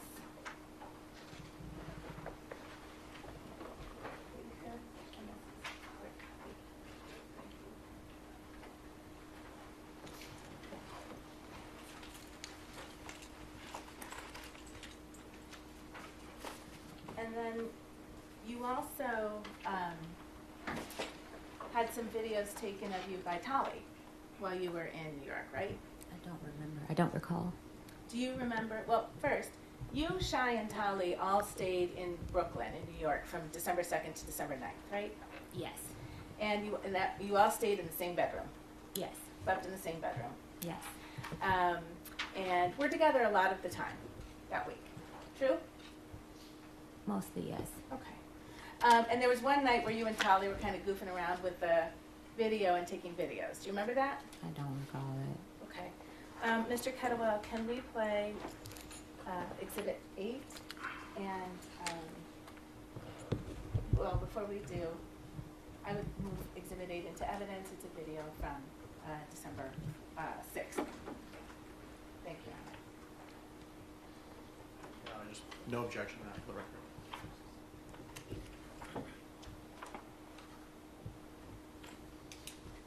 And Ms. Adams, did you recognize the person on that video? Yes, Who is that? me. And that's in Shai's bedroom, right? Yes. Where you and Tali and Shai spent the entire week, right? Majority Tali would sleep on the couch some days. I'm sorry? Tali would sleep on the couch some days. Okay. But in that video, that was, Tali was videoing you, right? Okay. I don't recall that. You don't remember that? Yeah, but I was there. Okay. Mr. Kettlewell, and Your Honor, I would move in Exhibit 9, which is another video from that same time. December 6th, 2025. That's still for the record. I believe it's also yes. Thank you, gentlemen.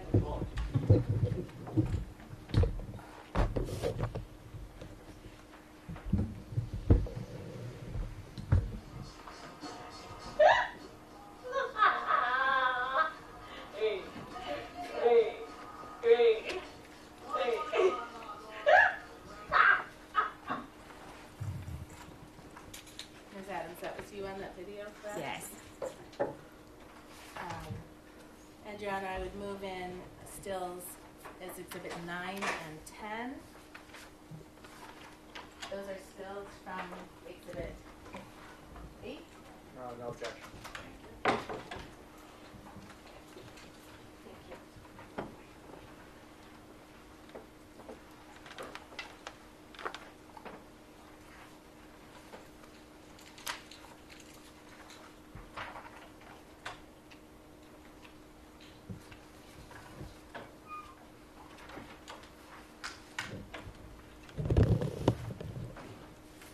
And Ms. Adams, I'd just ask you to look at those and tell me if that's a fair and accurate representation of you from the week you spent in New York That day, yes.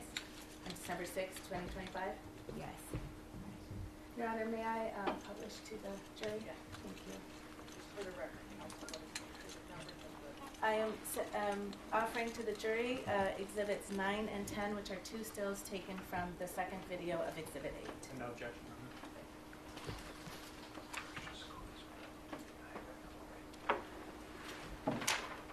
are there any more video clips, counsel, you'll be using, or can we put the lights back?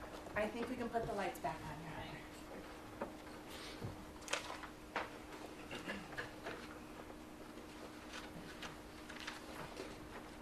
Now, Steph and his group got back from Miami to his Dedham home on December 7th, correct?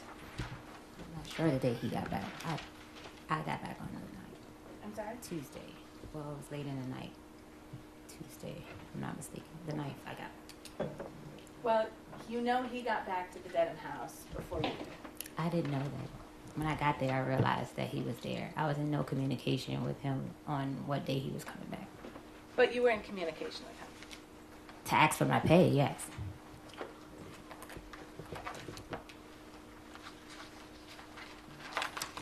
Can you turn to tab C, which has been marked as Exhibit 3, please?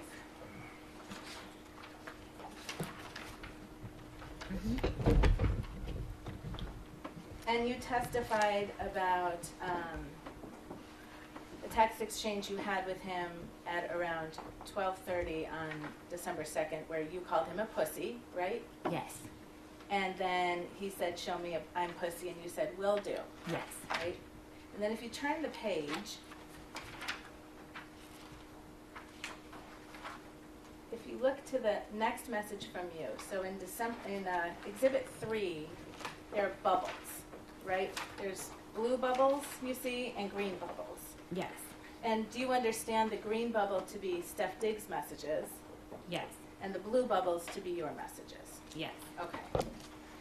And if you look on the page, I hope you're on the right page, it ends in that number on the bottom right corner at 118. Do you see that number? Now I may approach. Yes.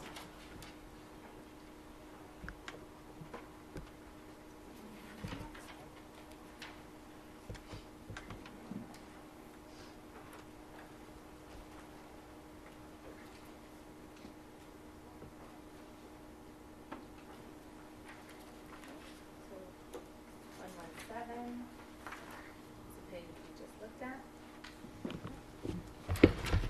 Looking at 118, your first message.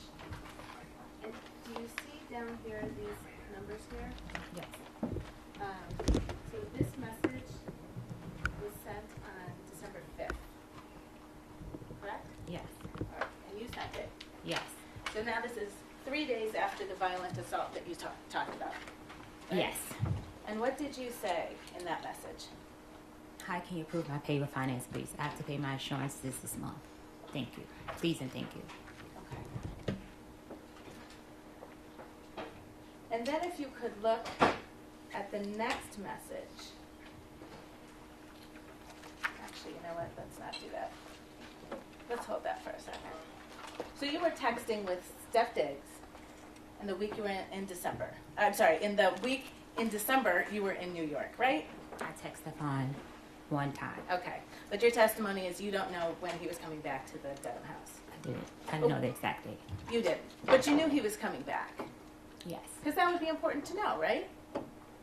I've worked in this industry. I went off of a previous client schedule. They normally will return on Tuesday.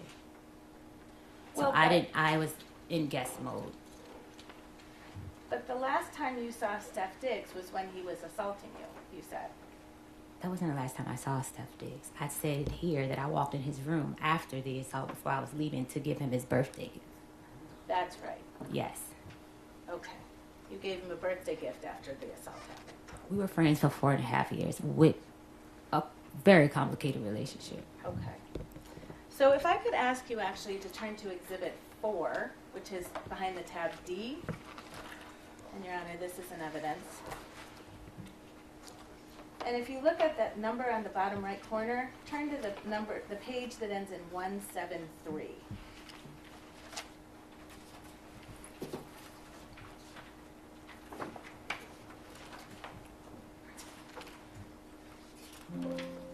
And I'll ask you some questions before we get to that substance, okay? Mm-hmm. I think you testified on December 9th you went back to the Dedham house, right? Yes. And you got yourself an airplane back to Boston, right? Sonny got me an airplane back to Boston. Okay. And you landed at Logan Airport at night. Yes. Then you took an Uber to the Dedham house. Yes. You arrived around 11:30 p.m. Yes. You were alone. Yes. You came by yourself. Yes. Didn't bring anybody. No. Okay. And when you got in the house, you went and knocked on Steph's bedroom door. I went to put my things away and I knocked on his door. Yes. I'm sorry. I went to put my things away and knocked at his door.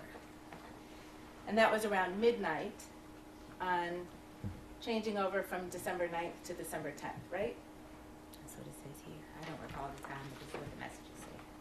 Well, he didn't open his door, did he? His code was different. He changed the codes when I came back. Ah, right. Because in that house, the bedrooms all had key codes on each door, That didn't he they? controlled. Yes. Did the bedrooms all have key codes on that door? Yes, that he controlled. I'm sorry.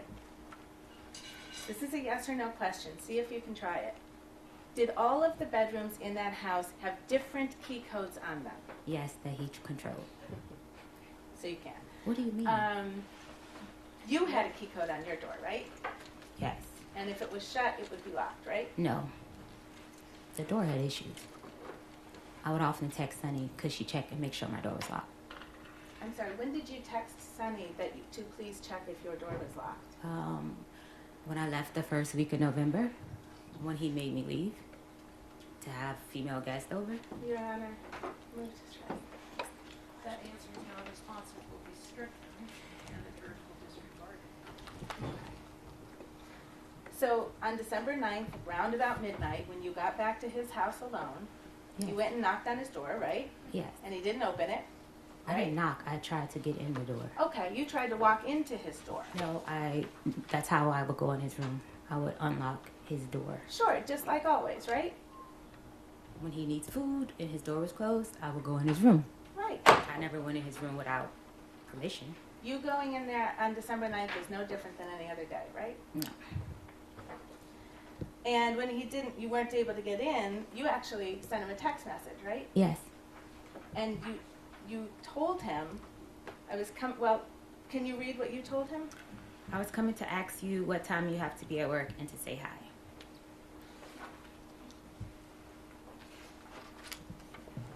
Okay. And then you just went right back to work, right? Yeah, I went to bed. I'm sorry? I went into my room and went to bed. You went into your room and you went to sleep Yes. by yourself Yes. in the house Yes. with Steph Diggs there. Yes. And then the next morning you got up and you made him breakfast. Yes. Now you told Officer Ellis when you reported the assault that you left your position on December 2nd. Do you remember that? I was saying I left the house. I didn't leave my position. I was really going back to get my things. I had no plan, with nowhere to go, so I needed to be nice there.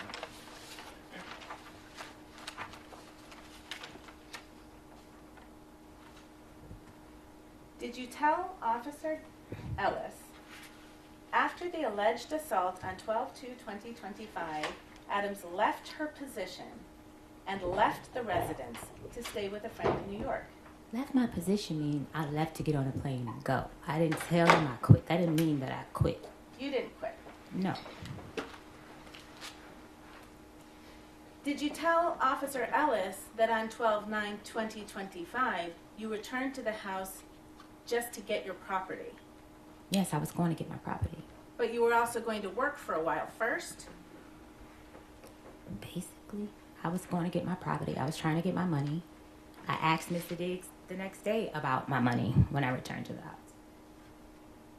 And you kept on cooking and doing your job for a whole nother week, didn't you? No, I stopped cooking. If I'm not mistaken, I didn't cook over the weekend because I said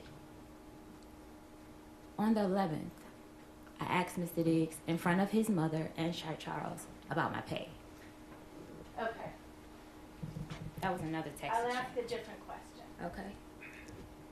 On several days of that week, you simply kept doing your job, right? And asking for my pay.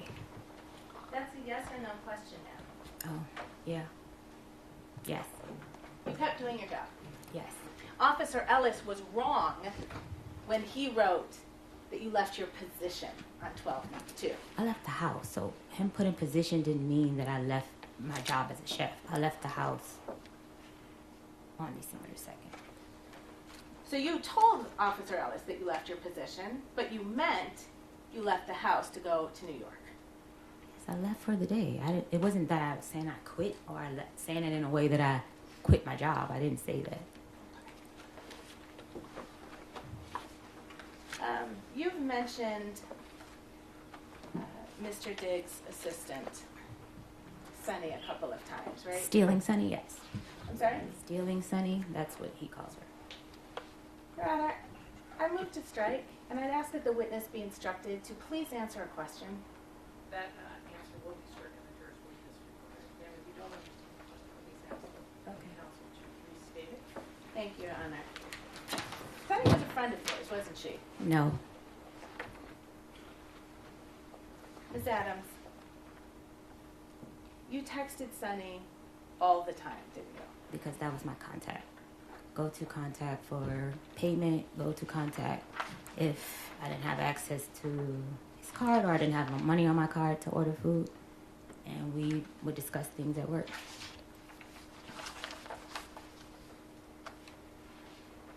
I'm going to show you a document. take a look and see if you can recognize that as text messages between you and Sally. I'm just, can I see what this is? Oh, of course, sorry.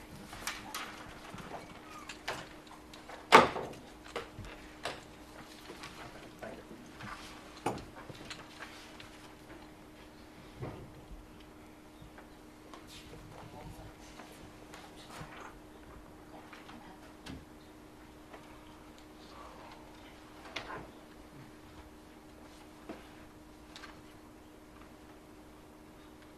Do you recognize that document as text messages between you and Sunny? Yes. Yes? Mm-hmm. Okay, Your Honor, may I approach? It doesn't have numbers on it, so I'm just going to do it through. Do you see where the messages start on Thursday, December 11th, Yes.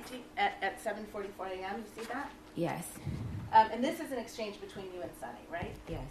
And you write to her, morning, did you change my door code, right? Yes. And that's what you were just talking about. Each door has its own door code in Steph Diggs' home, right? Yes. And you were having trouble getting into your door code on December 11th. Yes. And had you been having trouble getting into your door code since you got back on the evening of the 9th and 10th? When I walked in on the 9th, it pushed right open. Okay. All right. So it changed in somewhere around there. When the morning, maybe when I walked out the door, that morning I made breakfast. If I'm not mistaken, that's the morning that, Yeah, ma'am, I'm just going to stop you because Okay. it's not responsive. all right. All right? So on December 11th at 7:44, you asked Sunny, did you change my door code? And she says, no, I don't know the code. Right? She doesn't have access to change code. Okay. And she says, Rich? Question mark. Who's Rich? Rich was like, somebody that helped around the house. He was like a maintenance guy. I Right. don't call him that. Someone to help around the house. He did a lot of stuff for Mr. Diggs. Okay. He wasn't And a he was at the maintenance house person. a lot, right? If we needed anything, yes, we would call Rich. Okay. And you say to Sunny, I asked, he hasn't answered yet. And then you say they changed it, right? Yes. Sunny asks, who changed it? Your Honor, may we be seen inside, please?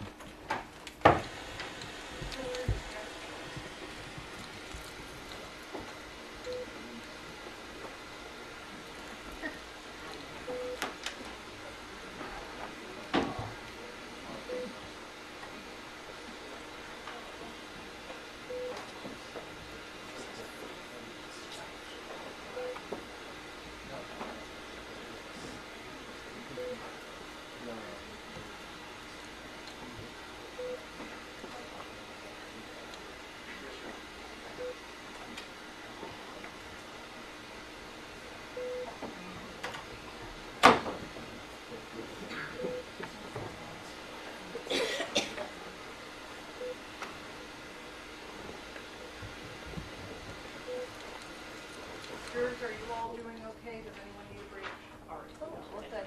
All right, thank you.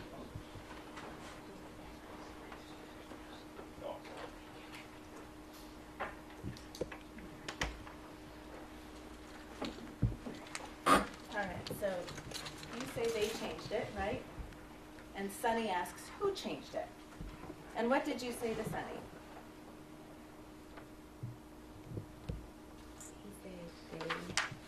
He said they. So What else did you say to Sunny? He said, hey, so Steph and what's his name, white bitch. I'm sorry? White. I said, he said they, so Steph and the white. When you said, he said they, the he in that sentence was Steph, right? Yes. No. Yeah. Yes. And the they, who is that? Them two together. So your testimony is, so the white, is that Lindsay? Yes. Okay. All right. So was that the kind of thing you said to your coworker? Yes, because she called me a bitch first. I see. So you were kind of friendly with Sunny. Yes. You shared stuff with her. Sonny disliked her too. Okay. So you shared that. They had their own thing before I came. And then if I could ask you to turn to tab D in your binder, which is Exhibit 4. And I'm sorry to do this, but if you could look, the numbers at the bottom right, the number that begins, that ends 178.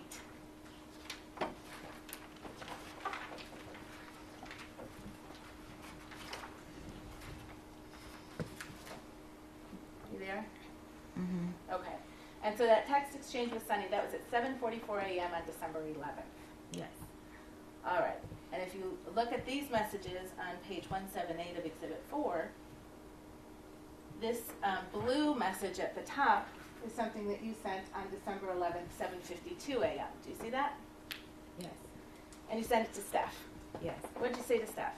Did Lindsay change my door code? And why can't I get into my room?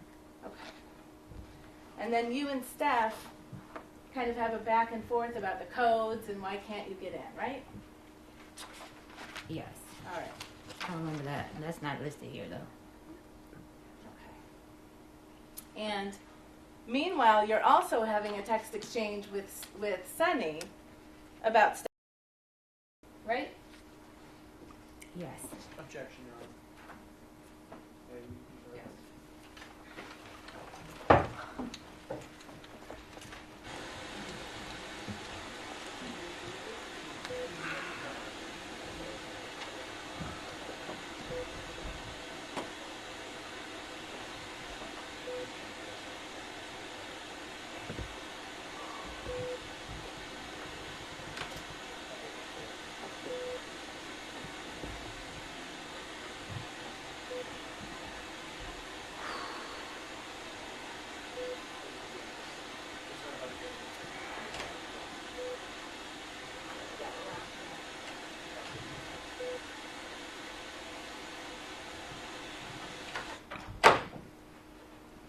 As stated at sidebar, that objection is sustained. Thank you, Your Honor.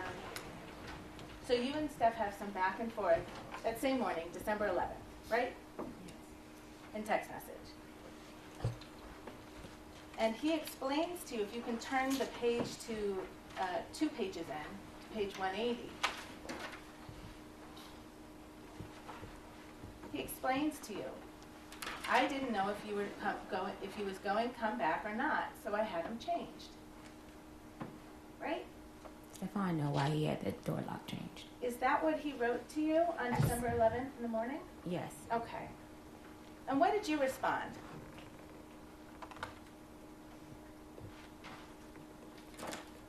It's right there on the same page in the blue bubble. No, it's Can not. you see it? Lord. Lord. Lord. And if you can turn the page, Steph wrote, shit you was saying, it was like it was over with. I was like, well. You understood he was talking about the text fight you had on December 2nd, right? No. Yeah. What did you respond to Steph? I said no. I'm sorry? I said no. I didn't say yeah. You didn't understand that he was talking about the last time that you saw each other on December 2nd, which is the day you got in the text fight about Lindsay and you not going to Miami? Me and Stefon had arguments all the time. Like, not all the time, often, and it would just fly over. But it didn't turn into a fight like it did. I needed to come back to get my things. Let's see what did you respond to Stefon on December 11th? And this is now 9 days after you were assaulted, supposedly. I was assaulted. It wasn't supposedly. What did you respond to Steph? Was very emo. Sorry I made you feel that way. I don't want to leave. I want to stay to take care of you as long as I need you. And you sent him a second message. Really sorry, Steph. You were angry with him on December 2nd. You already I testified to that. needed to be nice to Stefon in order to get my pay to leave. I'm sorry, you were texting? I needed to be nice to Stefon in order to get my pay to leave.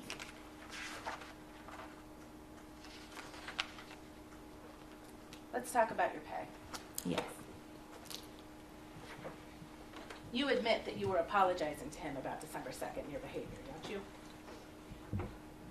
I was being nice to Stefon to get back in his good graces to get paid. You were apologizing for your Not behavior. by choice. You were apologizing to Stefon Diggs by text on December 11th for your behavior on December 2nd. Not by choice. Is that a yes? That's a not by choice. It's a yes or no question, ma'am. I don't know what that would be, a yes or no question. It's a yes or no question. If the witness is saying she can't answer that yes or no, she can have the answers. Okay.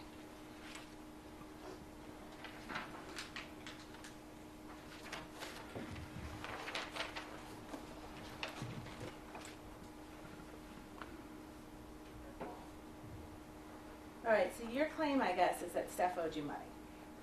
It's not a guess. Stefon did back wages. You were Wages paid- owed. You were It was paid- wages. I think you should use the correct language. The correct language It's for your wages. civil lawsuit? I don't have a civil lawsuit. You were paid $2,000 per week to cook for him, right? Yes. And if you used your own money to buy groceries, you were reimbursed for that. Yes. And when you were hired to work as Steph's chef, you didn't have to fill out a job application, right? As stated previously, me and Stefon had an interpersonal relationship that was professional. So is that a no? I did not. I don't have know how to fill- answer that question. Yes Did or you fill no. out a job application? I don't know how to answer that question. Yes or no. Ma'am, did you fill out a job application? No. Yes or no? No. Next question. You didn't have any employment contract or anything? Yes, we did. Did you sign a written employment contract? We had a verbal text contract. Okay. You didn't have to interview with anyone to get the job, right? He knew my skills. So on December 1st, this is the day before you say you were assaulted, you submitted an invoice to be paid, didn't you? Yes. And can you explain to the jury, so you weren't just automatically paid? I was supposed to be. They sent maybe 2 automatic payments, and then the rest was I would have to go through Sunny. Right. You'd have to confirm with Sunny you worked that week, right? I would have to, not that confirm, I lived there, so it was never a confirmation. She was there a lot too, right? No. Okay. So you did have to confirm with Sunny if you worked there or not. Not that I worked. I had to confirm with Sunny my reimbursements. I lived there.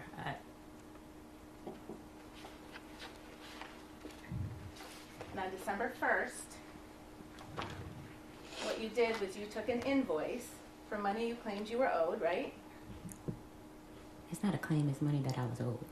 You submitted an invoice on December 1st for payment, right? I don't recall. I don't know the exact date.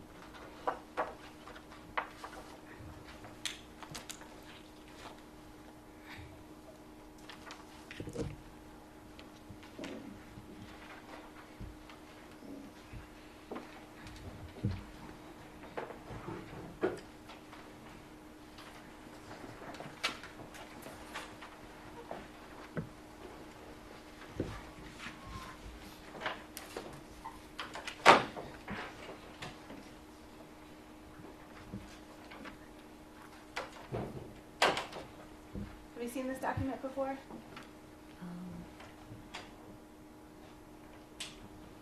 Yes.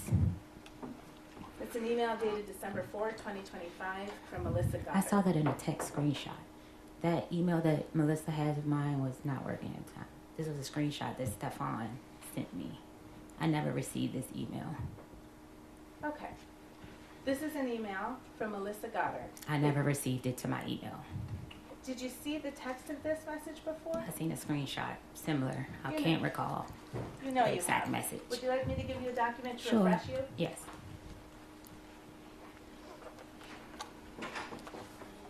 Thank you, Anna. Yes, sorry. We were just looking at an email, and you didn't remember, you said you hadn't received it in that form. If you can turn the page, did you see the invoice? Yes. And that was your invoice, right? Yes. And you said on that invoice dated December 1st, right? Yes. That you were owed payment of $2,000 for three weeks in November, right? Yes. And you were owed grocery reimbursement for $3,179.06, right? Yes. And that was what you submitted to get payment. Yes. And you said you didn't receive this email, but you remembered getting it by text message, right? Yes. Okay. And so you have read, and you remember seeing the substance of this email, true? Yes. Okay. And this is a response to your invoice, right? I don't recall because Stefon was refusing to pay me for the week he sent me home. Well, Melissa Goddard writes on December 4th, I appreciate you may not have received this on December 4th, but she writes, "Thank you for providing an invoice. I've attached a readable PDF." Yeah.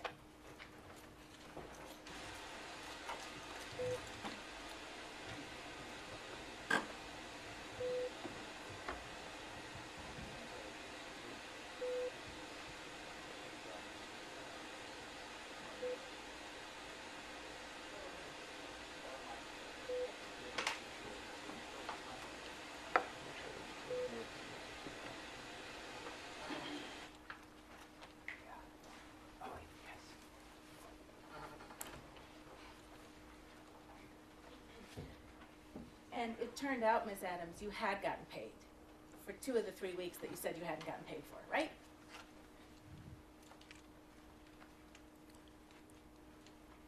This is missing a whole lot of stuff. It's a yes or no question. I can't answer your question correctly without the proper evidence. Your Honor, may I approach? You may.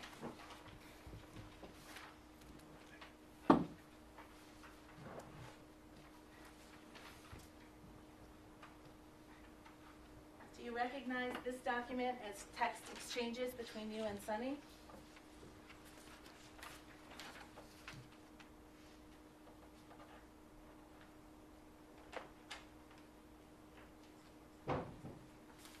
Yes.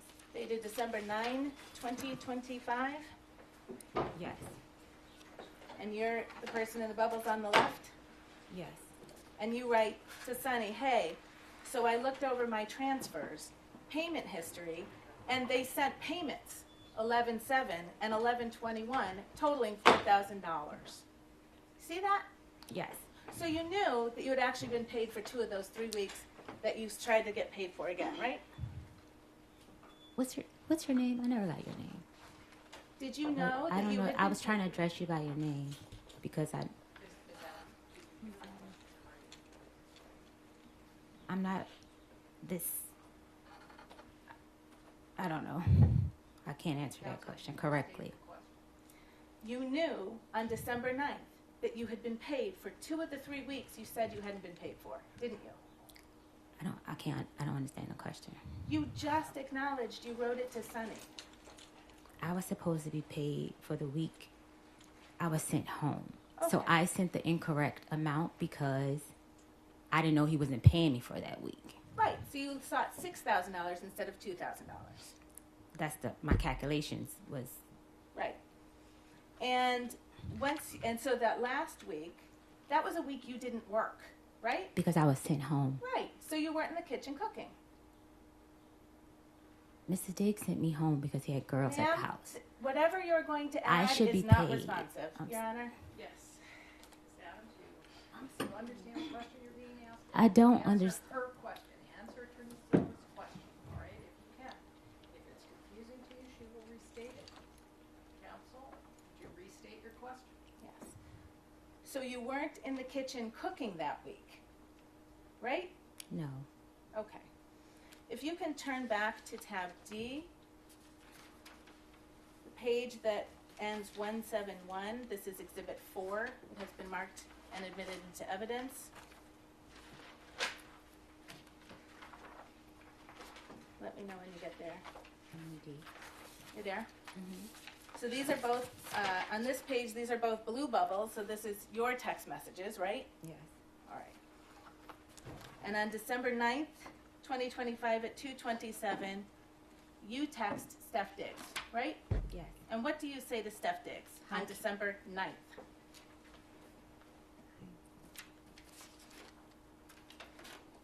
Do you need help finding it? What's the last? 171. I can help you find it if it.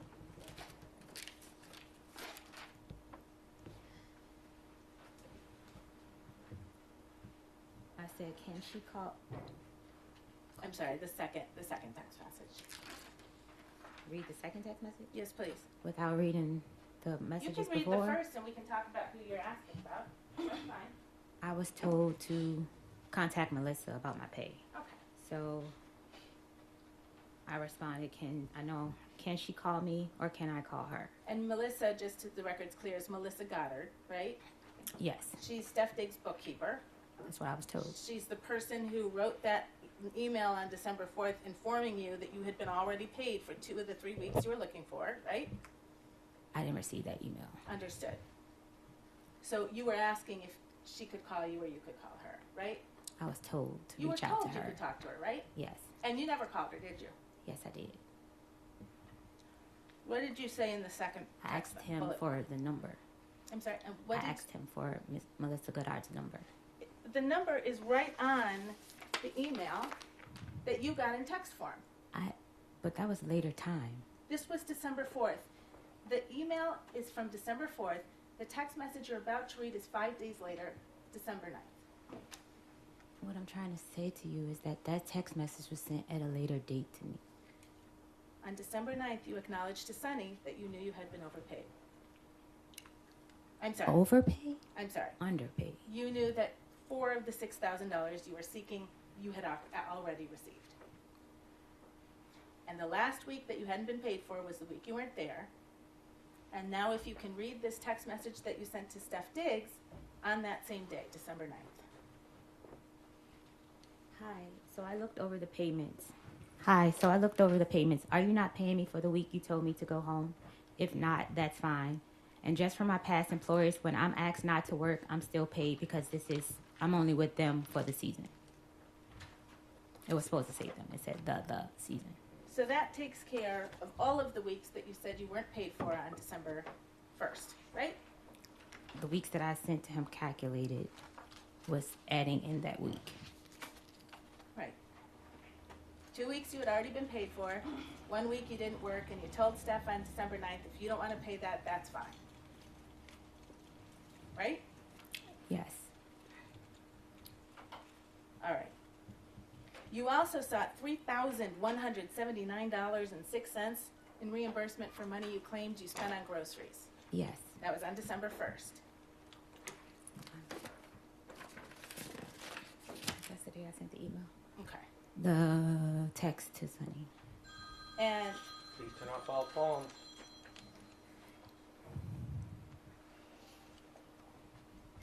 you knew that you needed to submit receipts to justify that level of expense on groceries.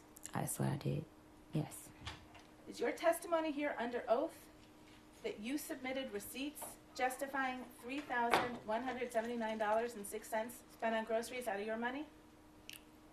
It was messed up. Was off. Something was off. Some receipts were the wrong receipt and we cleared it up.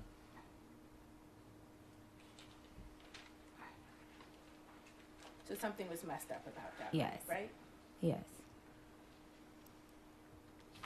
You talked about an NDA, a non-disclosure agreement.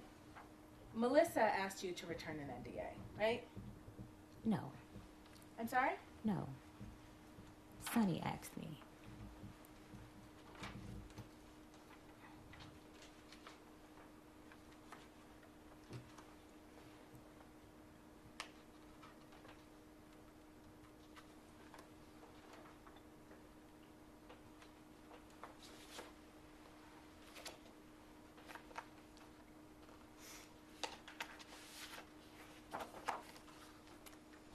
You received an email from Melissa Goddard on December 13th, right? Melissa and Sunny, I was having problems with the email, the same email. Yes or no question, ma'am. I can't answer that correctly. May I approach, Your Honor?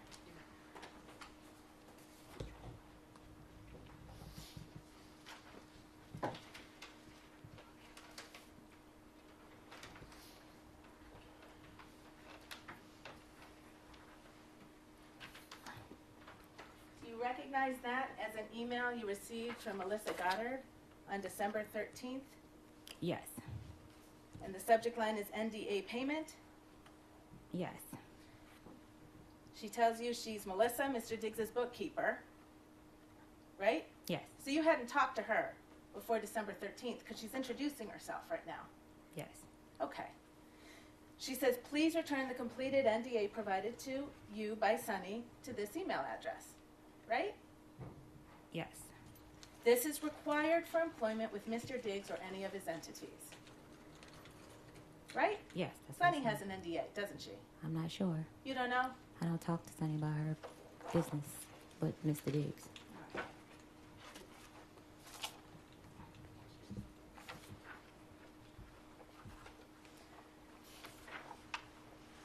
You had some text messages with Mr. Diggs on December 13th, right after you got that email, didn't you? I don't recall the date. I would like to see. Let's go back to Exhibit 4. It's tab D, page 195.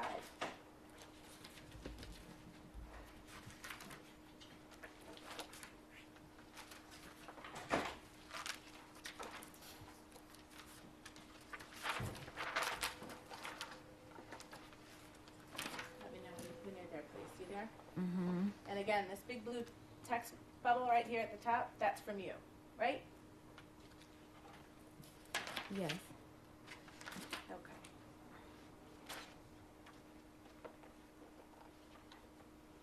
And you write to Steph on December 13, 2025, you sitting here playing in my face.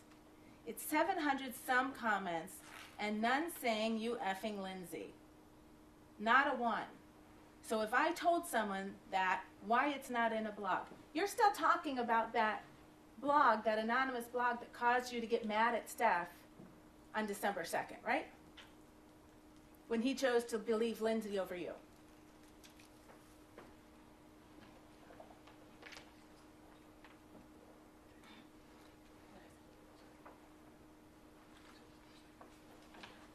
I'll clarify. Thank you, Mr. Virtue.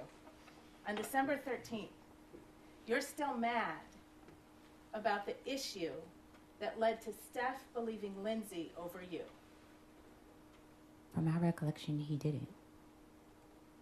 I'm sorry. On December 13th, I can't answer that question correctly without the previous text from Mr. Diggs. you write not a one, so if I told someone that, why it's not in a blog?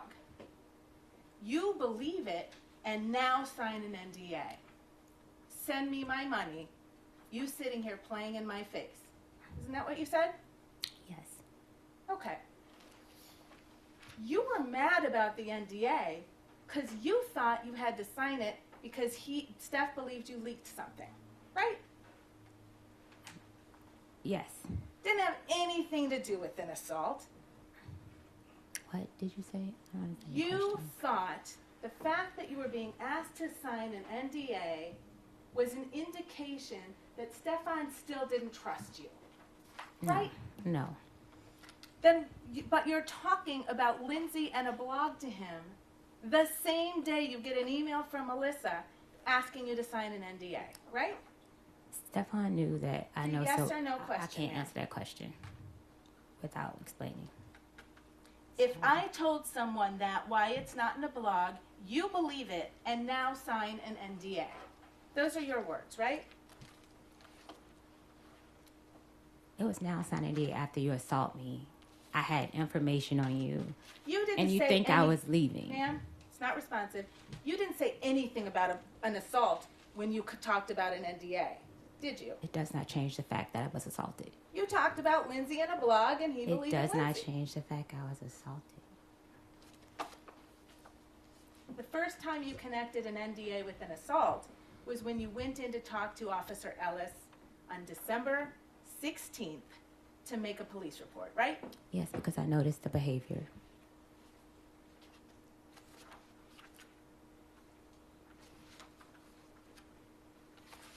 And that was the same officer that you didn't need to be honest with about some of the details about your relationship with Steph, what happened on December 2nd, when you left your position, why you went back to his house on December 9th. True?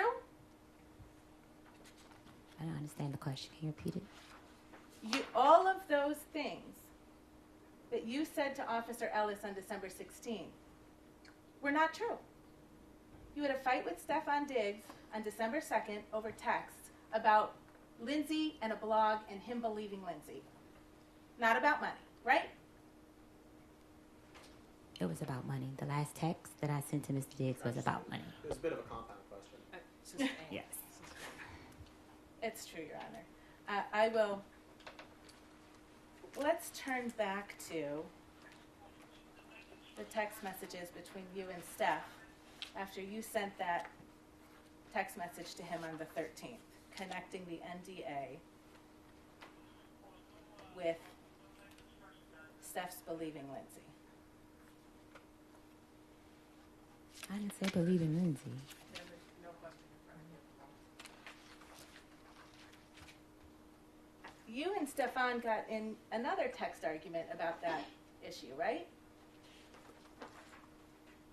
And if you could turn to page 201.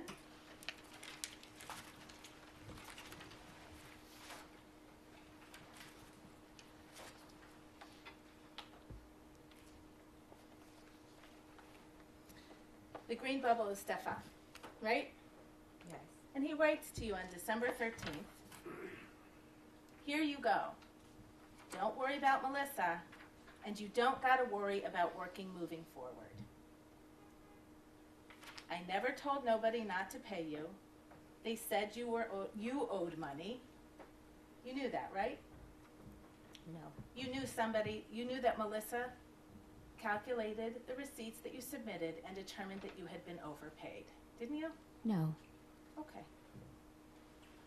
They said you owed money, says Steph to you on December 13th. Here go that bread you was supposedly owed, I guess. That's what he said to you, right? Yes. And he Apple paid you $2,000, didn't he? Yes. And then he left another $2,000 on the stair railing in his home for you. And that was for the week that I was there. That was for the week of December 9th when you worked, right? And he asked you 3 times in your text message, what else do I owe you? And you never gave him a number, did you? I said they owe me grocery. I had given Sonny the grocery reimbursement, the person that was my contact for giving receipts to. I thought you just testified there was a mix-up with the numbers. Yes, but I had talked to her about that. We had came up with the exact numbers after she added up the receipts. You understood that Steph fired you that day, right? I was leaving. Okay. But you waited until he told you you don't have to work here anymore, and he paid you $4,000. I came back for my money because I didn't have money to leave. So the record's clear. You came back on December 9th. To get my money that I was owed. You worked. And then on December 13th, Steph told you you didn't need to work there anymore. Right? I'd already had in my mind that I was quitting. I just came back to get my money. You were furious with Steph on December 13th, weren't you? No. No? No. Do you remember that Shy Charles was actually at Steph's house that day? Yes. And she was braiding his hair. Yes. And she was staying downstairs. She was going to stay overnight. Yes. And she finished braiding his hair around midnight. Yes. And then you came down from your room to talk to Shy. Yes. And you did that because she was your friend. My coworker. We were cool. And she's the person you spent that week in New York with. December 2nd, the day you were supposedly assaulted, until December 9th, when you came back to the Dedham house, right? And you sat with Shy and you talked to her until 3 in the morning, didn't you? Yes. You told her you were finished with Steph Diggs, didn't you? I told her in the middle of the week I was coming back to get my money, and I was trying not to be there when she came to braid his hair. You made Shy a kind of confession in that conversation, didn't you? A kind of confession? Yeah. You told her Steph was going to pay. No, I did not. I do not recall. I'm going to remind you you're under oath, and I'll ask you that question again. Did you or did you not sit with Shy Charles on December 13th, a few hours after you were fired from your job, and tell Shy that Steph Diggs was going to pay? No. Did you tell Shy you were going to sue Stefon? No.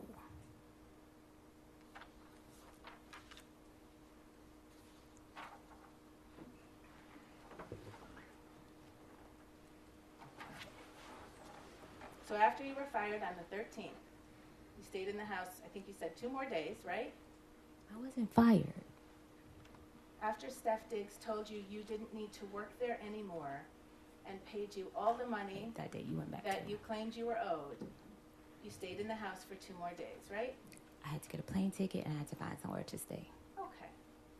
And then when you left his house, you went to the Dedham police station. No. You went to the Dedham police station on December 16th.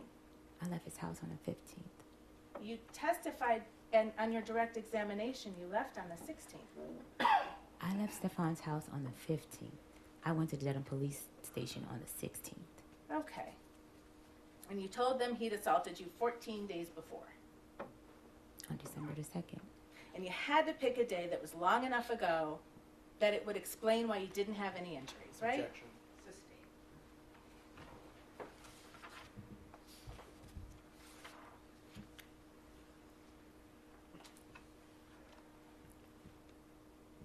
Part of the lesson you were going to teach Steph was to make a false police report. Isn't that true? Objection. Sustained. Well, I'll ask a different question. Your report that you made, it's missing a lot of detail. Would you agree? Yes. I was afraid to tell the relationship between me and Stefon Diggs. It's missing more than that. No, Right. it's not. In your opinion, it isn't. Okay. It's missing more of the text that was shared in the morning. Okay. It would have exposed a lot of things, and I still was trying to protect him and myself. You actually recanted your own statements, didn't you? No.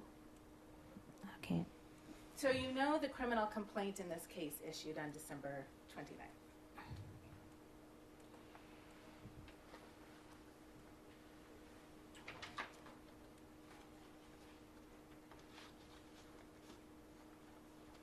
Right? You know, What? No, I don't know that. well, you're the complainant in the case. Is it your testimony you weren't notified that this case was going to be brought forward to the court? I don't recall. I don't. It was big news. I don't. No one reached to me that I recollect.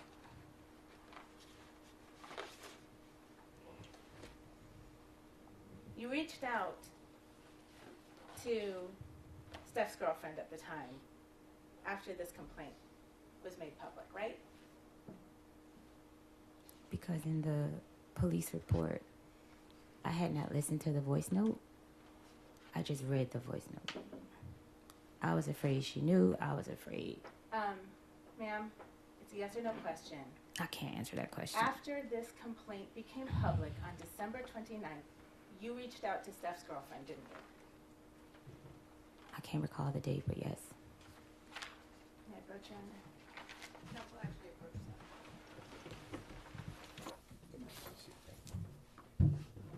that. Good morning. Just a reminder that you're still under oath. Okay. And Ms. Adams, again, as of the same as yesterday, if you could do your best to keep your voice up, that is appreciated. Yes. Thank you. May I proceed, Your Honor? Yes, thank you. Thank you. Ms. Adams, on January 1st, 2026, you sent Steph's girlfriend a text message that later appeared on TMZ's website, correct?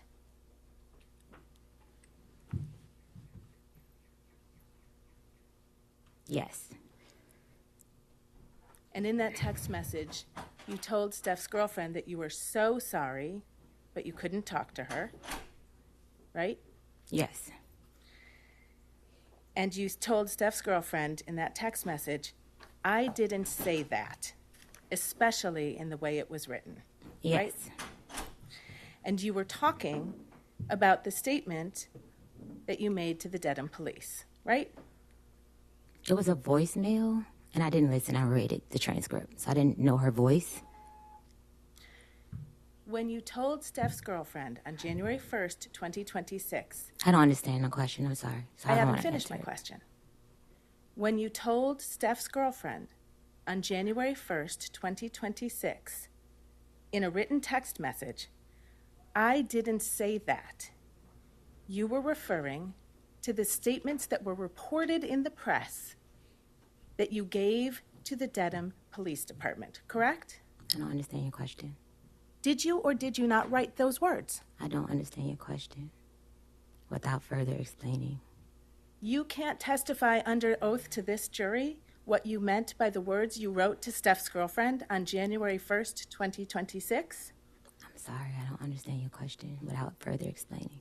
You also asked Steph's girlfriend to, quote, please call my mediator and she will answer everything you need to know, but only in person and confidentially. Right? Yes. Your mediator's name is Lynette Marie, right? Lynette Marie. Thank you. She's also known as Lynette Marie Turner. I don't know. You don't know your mediator's last name? I don't know her. She's married. I don't know her exact last name. Your mediator works for a company called LMT Global, correct? Yes, that's her company. Your Honor, may I approach? Yes.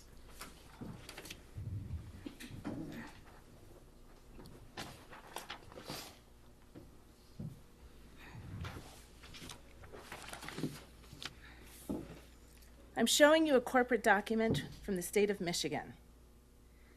It is an amended annual report filed by LMT Global Corporation. Can you please read the name of the president of that company? Objection, Your Honor. Sidebar.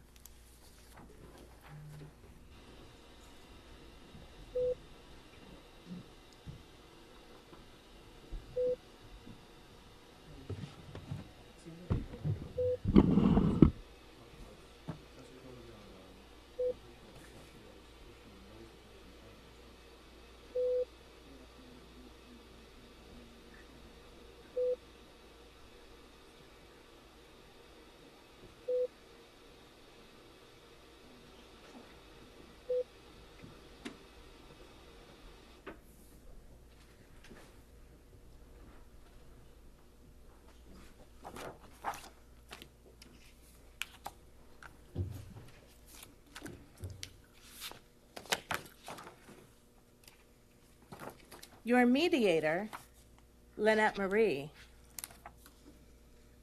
issued a money demand to Stefon Diggs on December 29th, the day the criminal complaint in this case issued, right? I'm not sure of the date. Well, may I approach, Your Honor? Yes.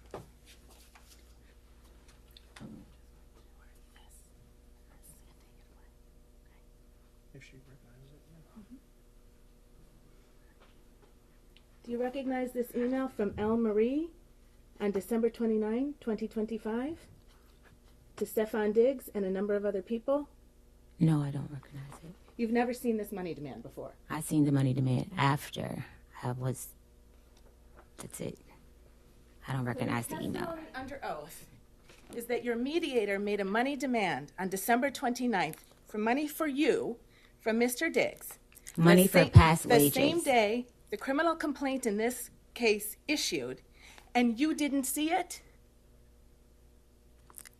I can't answer that question. I'm sorry? I can't answer that question without explaining further. Can't answer that question under oath. Without explaining. Your mediator demanded $19,000 on that date, didn't she? For wages owed, yes.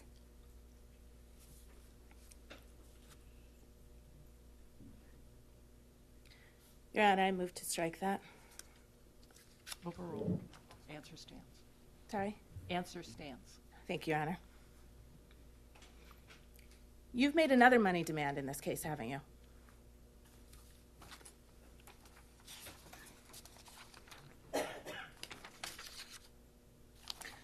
Actually, before we get there, the I didn't get a 19,000, chance to answer the question. before we get there, Are you withdrawing your yes, question, the counsel? question is withdrawn. Thank you, Your Honor.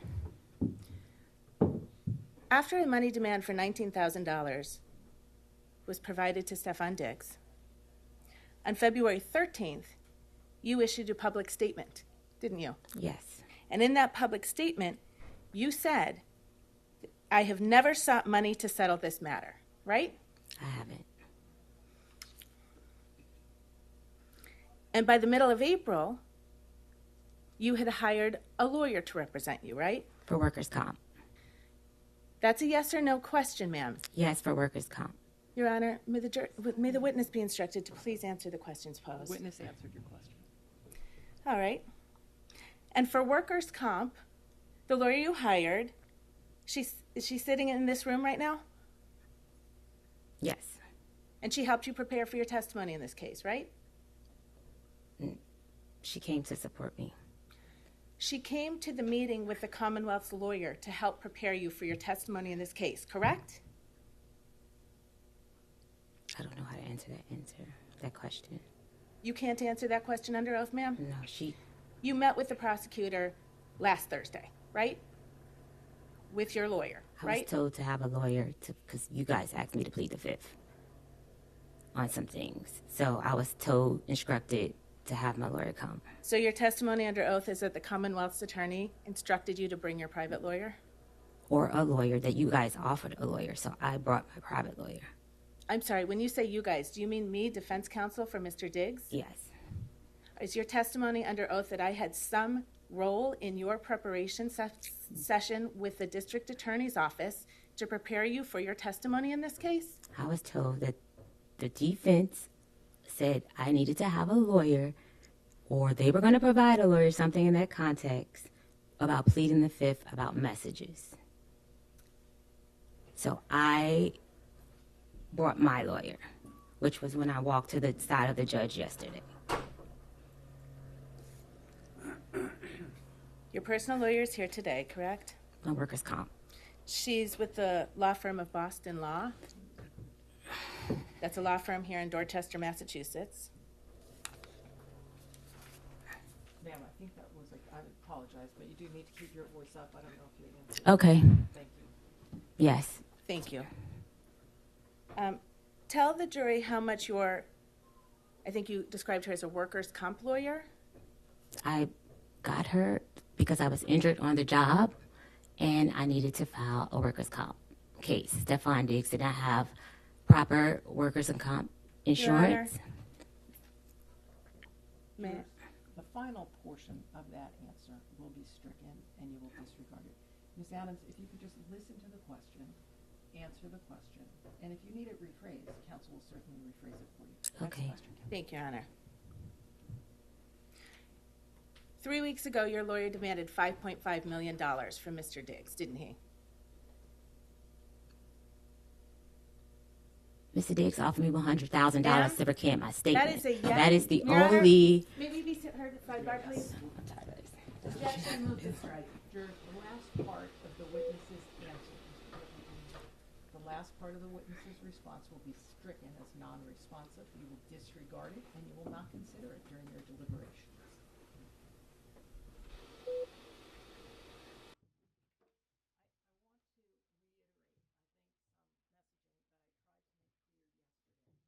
And it's that you're responsible for answering questions that are put to you. If you don't understand a question, you can say that, and I'm sure counsel will rephrase. If you can't hear a question, tell them that as well. But courtrooms function and especially trials, unfold in a question and answer format. This is not an opportunity for you to interject your own narrative and evade responding to questions the court deems appropriate. And if you continue to do so, your entire testimony may be stricken. Am I clear? Yes. The jurors.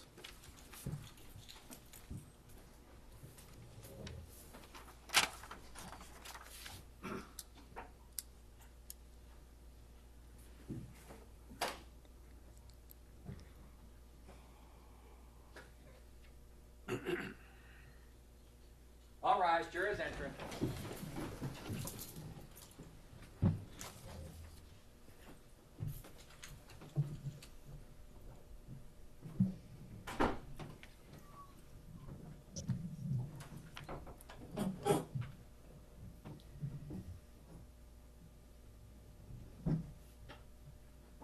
May be seated.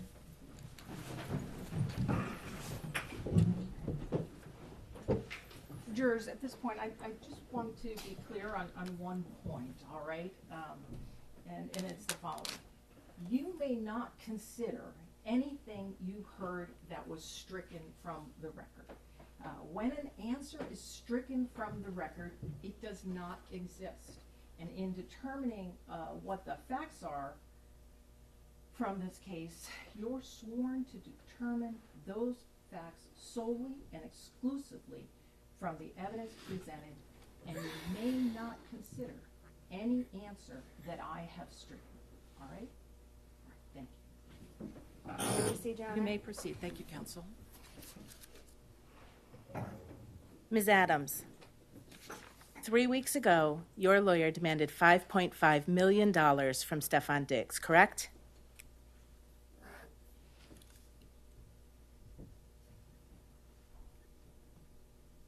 That is client lawyer privilege. I cannot speak on that. You believe that your lawyer's communications to Stefon Diggs are covered by your attorney-client privilege, ma'am? I can't answer that question. I don't know the answer to that question. You know that someone on your behalf has demanded $5.5 million from Stefon Diggs, don't you? I have a workers' comp claim, and Your Honor? I've explored all civil options. Ma'am, I don't understand. are the you question. able I'm to sorry. answer No. that question? No, I'm Counsel, not restate able the to. question, please. You know that someone on your behalf has demanded $5.5 million from Stefon Diggs. Do you know that, Miss Adams? No, I don't know. I'm sorry, I don't know how to answer the question. I don't understand. I have no further questions, Your Honor. Thank you.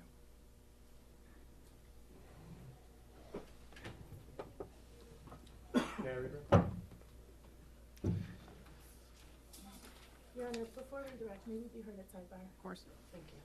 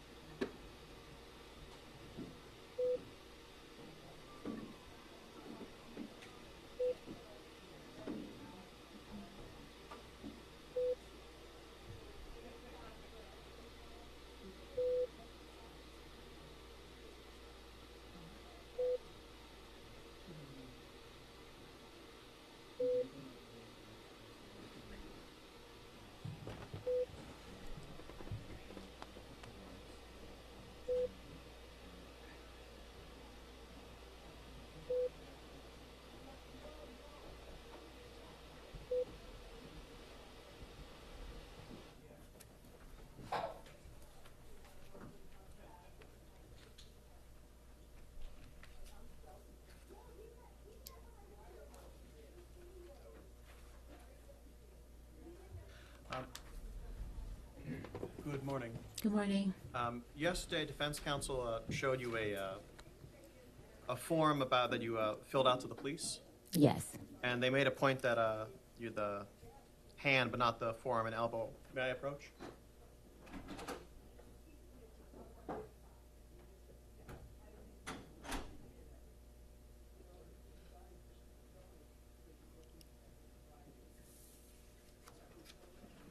I'm putting a form in front of you. If you could just take a look at that and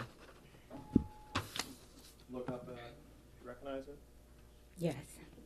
and I may direct the witness's attention. Could you read right here when it says the expected injury? Or Objection, Your Honor. Sustained. Is there anywhere on that form where you do note the forearm and forearm being used to choke you? Objection. Yes. Sidebar.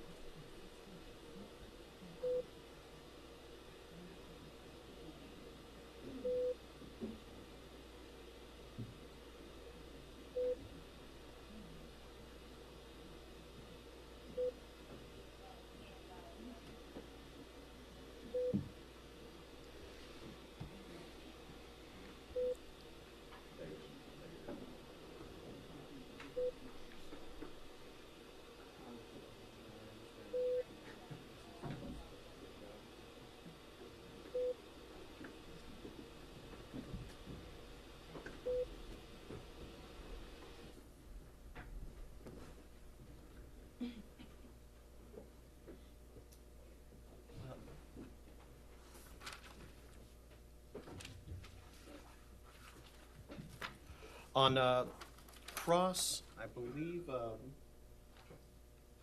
there's some questions about the text messages leading up to the assault. Yes. And, do you have still a binder in front of you? Yes. Do you mind opening to section 3 and to the pages ending in 114?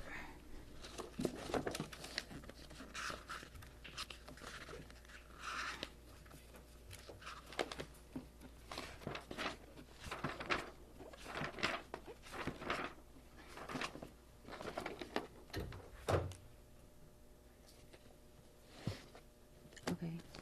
Would you mind reading the text messages from page 114 to 117? And I'm running that life. The next text message doesn't say anything. I won't be paying you shit. And would you mind just saying who's saying it? Okay, I said the first. I and running that life is what I said. Mr. Diggs said, I won't be paying you shit. I look like paying you and paying another chef. Is you high? Who the give you money for your business? Who the gotta give you money for your business? I don't gotta do a thing. And you can get whoever you want. You got my address. Tell them to come take the money then. What are you talking about? I said bet. Pussy. I said pussy. Show me I'm pussy. Will do. That's all. That's it. In your experience as a personal chef, is it common practice that when chefs get sent away, they get paid for the week that they get sent away? Yes. Objection. Because that's the only job I have. And I know on Cross it came out that you made a public statement where you said, I have never sought money to settle this case. When you said this case, was that referring to the criminal case? Or? Yes. Thank you. No further questions. Very briefly, if I may. Go ahead. That series of text messages that you just read, that was in response to you saying after you were fired by Mr. Diggs, you will be paying me out for the season and the money, I'm sorry, and this is on page 113 of Exhibit 3. You will be paying me out for the season and the money you said you would give me for my business. Wasted my fucking time being here because you got a fucking circus going on, right? Yes. So when he said he wouldn't be paying you, he was referring to your demand that after you leave your employment on December 2nd, he nonetheless continued to pay you $2,000 a week for the rest of the New England Patriots football season while you were not working for him, right? That's not how it goes. You will be paying me out for the season, right? I was a contracted employee. It's a yes or no question, ma'am. I don't know how to answer that question. Sorry. And before you said that, if you turn just one page back to page 112, what Mr. Diggs said to you that you were responding to was, "I'ma leave you be. Thank you for cooking for me for this season. I appreciate you. Hate it even got to this." That's what you were responding to when you told him he would be paying you out for the season, right? No, it's a full context of those messages. Ma'am, was the message that came from Mr. Diggs that preceded your demand that you be paid out for the season, "Thank you for cooking for me this season. I appreciate you. I'ma leave you be." Can you say that again? You can look right down there on page 112. "I'ma leave you be." What was your question? I'm not finished. "Thank you for cooking for me for this season." You can read along and correct me if I get it wrong. "I appreciate you. Hate it even got like this." Right? That's what it says, yes. Okay. And you were really hoping that Mr. Diggs would give you some money so you could open your own restaurant, weren't you? Objection. That was our agreement. That was what you wanted him to give you, right? That was an agreement. Ma'am, is this a contract suit? Objection. This is an assault. That objection is sustained. Witness doesn't have to answer. Withdrawn, Your Honor. Thank you. There's no question in front of the witness. You wanted him to pay you to open your own restaurant, right? I want him to pay me past wages. Okay. Just one moment, Your Honor, please.